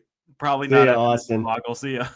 All right, here. This show is segmented, so I'll just hit a hard reset. Danny Rago, Brian Henson here with you, ready to bring you home with some of our analysis of these of a handful of games here. Danny, let's start in 3A. Cathedral 17-9, taking a Northview 20-6. The Irish are on a roll, man. Like They really are. I have written a story that's coming out Friday with my predictions, and I was a little late getting on their bandwagon. I'll be honest. I'll be forthright. Apologies to Lisa Finn and everybody over there. I was late getting on, but now that I'm on, I'm all in. I mean, I'm drinking the Kool-Aid. I'm buying the Cathedral stock, and I think they have a chance to make the run here and make things interesting. They have such a talented top 3 with Jada Wilson, Tiana Guy, Caroline Wiggins. We've seen them in Abby Beasley, obviously a point guard. We've seen them win with Wilson being shut down and kids finding ways to step up. We've seen Jada Wilson go off and lead them to victory herself. And then you have a kid like Beasley who has the postseason experience. I mean, there's so many things there, plus a really great coach with Lisa. That's a heck of a ball club over there. There were traps in that sectional too, because of the way that the bracket's set up. They had Chittard first, and then you had to play an Addicts team with Division I recruits and the talent there. I mean, that was a trap. And Purdue Poly was supposed to be a close. I mean, it just was supposed to be a close game. And all due respect to Purdue Poly, I think I just have to credit Cathedral, but I think that ended up being 25-ish, I think, in that game. So you're right. It's a simple take. It's a short take, but they're playing really well, and I wouldn't want to get in their way right now. I'm interested to see Northview, what they're able to do. They have a couple of big-time scorers on their roster, too. They have Brindley Clark and Carly Schrader, both of whom are around that 14 to 15-point range and pulling in, 6 rebounds a game. And you got Schrader, the sophomore, is kind of a menace on the defensive end at 3 steals a game. And then they have a junior point guard as well at Reagan White, who's averaging over 4 assists per game. I'm not quite sure if they're going to have the depth to match up with Cathedral. But, I mean, like some of these other teams, maybe we see them kind of muck it up, slow things down a little bit, force them into a low-scoring game. But, again, Cathedral's just found ways to win games in such a variety of ways that it's difficult to pick against them at this point in time. On the 3A North bracket side, just running through the matchups quickly, Columbia City 22-4 versus Lowell 16-9. Culver Academy 20-5 against Highland 14-10. Norwell 19-6. East Noble 16-9. Mackinacawa 16-8 versus Delta 17-7. Just a bird's eye view take for me, and then I'll kick us up to 4A. It still feels like we're barreling towards Columbia City Norwell in a Class 3A North semi-state game.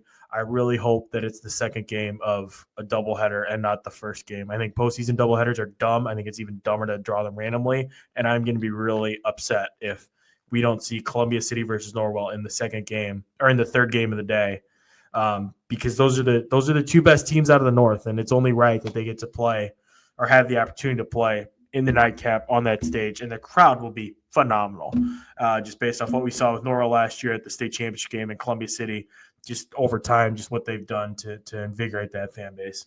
And conversely, with how upset you will be, that's how happy I will be if it's Columbia City Norwell. And the same attention that we gave Warsaw, South Bend, Washington, I think the Columbia City faithful and the Norwell faithful can. I mean, we'll deep dive that one for sure if we get it. But I do expect that to be relatively chalky on the 3A North. I agree. Danny, let's kick up to 4A. I will give you the floor for Bloomington South, East Central. Bloomington South 22-2, East Central 12-11. I don't think there's a lot here. I think Bloomington South is going to be a lot for East Central to handle. I mean, with Lashley and Hall and how they're old and Rojas Sapera, I mean, they have players with a longtime coach in Larry Winters. I just think that they're going to present a lot of problems. But I did want to focus in on East Central because that was one of the biggest surprises of sectional Saturday that we buried 2 hours and 45 minutes into the show, but we expected this to be Columbus North. Columbus North beat East Central by 15 earlier in the year, and I screened that game. And I want to shout out Kevin Moore, the head coach at East Central. And I'm familiar with his work. I mean, he's been here before. He had a kid by the name of Josie Trable, which will be a familiar name to a lot of people that are listening to this podcast. Josie, I think, won 3 sectionals. I think she won a regional as well. And that was actually the Josie Trable team was actually the team that Sable beat when Trable had, I think it was 35 points in the morning game. That's actually who Sable beat en route to the state championship when he lost to the Ashland Shade rendition of the Noblesville team. So the question that stands in front of us with Bloomington South East Central is, can Kevin Moore do it? I mean, can he do it? I mean, he's already avenged a 15-point loss earlier in the season. And trust me, I mean, when I watch this game, like Josie Trable ain't on that roster, okay? But Stenger, who's a freshman, is leading them in scoring. I mean, to say that she can become Josie Trable, I think is a fair point. But to say that she's Josie Trable right now just isn't true. So he's got youth, but he's won sectionals, he's won regionals. He's taken Josh Sable and Franklin and those teams to the brink. I would think that the sectional last week was probably, I think Kevin would probably admit that's probably the best job that he has done. And he has a ton of respect. Like Jeff Allen at Bedford North Lawrence and his staff, like Chase Spreen and all those guys, Josh Sable himself, they used to say unbelievable things about Kevin Moore. Unbelievable. Phenomenal coach. Great guy too. Just congratulations to East Central for being here. Congratulations. I mean, that sounds like I'm giving a consolation prize, but regardless of what happens on Saturday, that is an accomplishment to be in the second weekend. And who knows? Who knows? Kevin Moore this thing. And he coaches his butt off, by the way. I mean, my man is jumping. He's in a defensive stance for the majority of the game. There's tension in his body. It's crazy. I mean, everything short of shooting a jumper himself, he's out there. So he as a coach will tell you he's a fun coach for a coach to watch. Kevin Moore, if you're listening, we'll have you on if and when you guys beat Bloomington South, and Danny will eat crow in front of you on camera. So we'll make that happen for you, sir. I didn't say I asked the question, can he do it? Look, Kevin Moore wants me to say that they have no chance, but I'm not going to say that because Kevin. Kevin will alter the audio if you want to slip me a few bucks. I'll alter the audio you can make for the team. Anybody else too? Open-ended offer for anybody. Danny, we have 10 minutes here. Let's talk about Pike Franklin Central. We saved this one for last just so we'd have some runway to do it. I'll let you initiate the conversation because I've written about it, thought about it, talked about it a lot, it feels like. So why don't you get us going? I mean, it's the physicality, right? I mean, that's going to be the name of the game. Pike has established themselves as the bully on the block, and they wear that with a lot of pride. They are going to try to push Franklin Central around, but I think I don't want to say that it's like bully ball or it's dirty or it's violent. It's very strategic with what they do. So where I'm going with this is, where's Kamari Booker going to play? You have a balanced basketball team in Franklin Central. So if Kamari Booker is the one that you're going to put on Hannah Menser in the second half, if that's the one that you're going to put on Anaya Smith for a basketball game, Hank, I mean, I don't ask this rhetorically. I'd love to hear your thoughts. Where do you put Kamari Booker? Do you put her on Lily Graves? Do you put her on Hotari to change the game and say, hey, I'm going to pick on the young point guard? Or do you test the physicality of Duvall and put her down there? I think Keith has a lot of options with Booker. If you do put Booker on say Duvall, then where does Jeffers go? Can Jeffers guard Graves, right? Mm-hmm. So I pose all of that as a topic to just kind of hear, like, are you in line with me that the matchup for what Keith does with Booker really is going to set the tone for the Franklin Central Pike game and give us a big clue as to what at least Keith thinks about Franklin Central? Yeah, and I would imagine, too, that we're going to see a variety of looks. Like, I think they're going to cycle Kamari and Marley on Peyton Duvall. And I think, too, the big variable in all this will be how's the game officiated. And that's going to alter, you know what I mean? Like, if they're calling it tightly, maybe then you switch, they switch them out and then they, try to stick somebody else down there. But, yeah, that'll be really interesting. I think Kamari maybe starts out on Graves and you let Marley Jeffers take the first crack at Duvall and just see how Duvall responds to that physicality inside.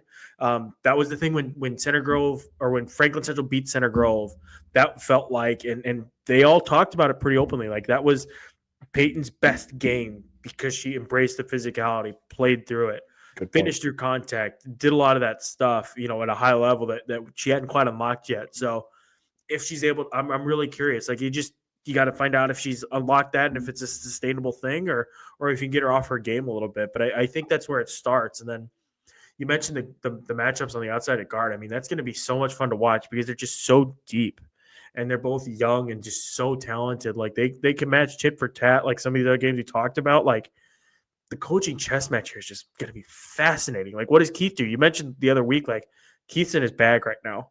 Just like he's pulling all the right strings. They're playing at a higher level than I expected. Like I saw them against Brownsburg, and we've talked about it. It's kind of a sloppy game. They made a lot of mistakes that allowed Brownsburg was able to take advantage of. But now they've cleaned a lot of that up. They're playing at a high level. I was texting with Will Stahl the other day, and he pointed out just what he contextualized what Pike did in that sectional championship game, and they fought off a very hungry, very dangerous Avon team with a lot of seniors that was looking to extend its season and fighting like hell to extend its season. And not for nothing, they held them off. And that's a major accomplishment, especially with a player like Anaya Smith, who we've been effusive with our praise of, to hold off a kid like that and advance in the sectional championship. I mean, that's a testament to coaching and the kid's fortitude. And then on the other side, Franklin Central, it's like they're finally through. They're finally gotten over the hump, and it's like, now you kind of wonder, it kind of feels like a situation where that momentum could snowball into something special, and they're on the precipice of that now. Well, they've avenged some of their earlier mistakes too, and most recently with the Center Grove win. I'm not saying that Franklin Central also can't be physical and tough. We saw them be physical and tough with Lawrence Central, but Lawrence, it just wore on them. I thought late in that game, in the second half, I thought the physicality looked like they were making decisions like somebody that had gone 12 rounds. And that's what Pike's going to try to do. That's what they did to Plainfield. Plainfield was better for the first half. I mean, everybody saw it. I mean, everybody that was watching it saw it, right? And so I think Keith knows that they are a tough team, like Graves particularly, okay? Graves doesn't look like the kid that you would categorize as tough just looking at her. But that kid's super tough. Okay. Well, he's a badass. Yeah. Yes, absolutely. Okay. And so like McVeigh's gonna punch back. I'll just tell you that right now. Okay, that kid's gonna throw. Okay. Would you get in a fight with what was the phrase that we had in an earlier interview? Would you walk into a fight? With the Roncalli guards. Yeah. Gritty, grimy, like, and I agree 100%. But Graves is tough and McVeigh is tough. Anaya too. Keith is going to test the young kids. I mean, he just and again, he's another coach that I know very well that I have not talked to this week, but he's going to test the young kids. And so a lot is going to be on Hatari and a lot is going to be on Duvall to see how they withstand it. And it's something that they're used to because it's the same thing that Anaya McKenzie at Lawrence Central did. And it's the same thing that Lola Lampley did. And it's the same thing that the Lawrence Central Bears did. I called them the Bearcats earlier, by the way. The Lawrence Central Bears that they did. And so to see if they can finish it. But before I throw it back to you, the computers have Pike now as the computer favorite in the South to represent at Gainbridge Fieldhouse. That is how far we have evolved from Keith being under the radar and unknown and nobody talking about him to now they are in the seat that somebody's going to have to beat them now. Somebody's going to have to beat the favorite because that's how well they are playing. And keep in mind, too, that the computers only pick it based on win margin, strength of schedule, things like that. The arbitrary things like the physicality, like the toughness, like the big time playmaking DNA that Booker showed in that game winning shot, they have all the pieces right now. And not ordinarily, but earlier, before the tournament had started, if you had told me that Pike's going to come out of that sectional and Franklin Central is going to come out of the sectional, I would have said that that Pike was going to be worn down because they would have had to go through Brownsburg, Plainfield, and either Avon or Ben Davis, and Franklin Central had the early Tuesday night win, and they were going to be rested. I would have really, really liked Franklin Central, but the trends are the opposite now. I mean, a week ago seems like so long ago. But everybody knows that the story of this game is the physicality, and everybody wants to see it. And it's very, very simple. And Coach Sorbonne and Franklin Central know that too.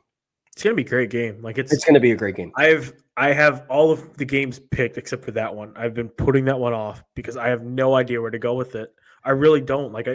Actually, there's two of them. That one and then the Lawrence North Pendleton Heights game. They're both just so fascinating, and they both too kind of feed in. And I'll end the conversation with this, Danny. Tempo. It feels like Franklin Central's probably a little bit more comfortable playing in the half court, slowing it down a little bit. But they have the athletes that they can go and they can score in transition, they can run and they can go fast too, right? Yep. They seem very multifaceted in that way, and that's obviously a benefit. But I'm curious, what's better suited for them against Pike? It's the half court, right? But then you're susceptible to just getting the snot beaten out of you just with how physical it is, and you're stuck in a rock fight and whatever. Well, they applied so much ball pressure. Pike applies so much ball pressure. We talked about it after we were breaking down the Plainfield game, or when we were breaking down the Plainfield game, that they threw off the timing of the sets. Tari is she better be ready to go, because her change in pace and her ability to have space to ignite their offense on time and from the right spot on the floor, I think is going to be critical. I think and it just speaks to why Franklin Central's here. In the absence of Duvall, in the absence of Graves, in the absence of Baker, in the absence of McVeigh off the bench, and all of these great players of Franklin Central, Booker would ordinarily guard Hatari and just wreck it. But Keith doesn't have that luxury. So Hatari's going to have somebody else, okay? And it might be Divine, who's an extraordinary defender in her own right. Mm-hmm. But I think that's going to be the key to the game for Franklin Central, is staying on schedule with their half-court scheme. And it's going to start with Riley Hatari. Awesome. Well, Danny and I will make our picks officially. We're going to do a picks podcast because we decided, you know what, 4 hours of podcasting is enough for us. Not enough time talking together. So we'll be back with the picks podcast. As you watch this, it'll be on Thursday or Friday. So look for that online. If you're looking for the small schools breakdown and you're, for whatever reason, just listen to 3 hours of us talking about big schools, find the small schools podcast on the channel as well. For Danny Rego. I should promote what I have. I have a feature coming out soon on Marley Jeffers, the Pike kid who's enjoying just a phenomenal breakout season. Such an awesome kid. I'm really excited to share her story. She's a special talent over there.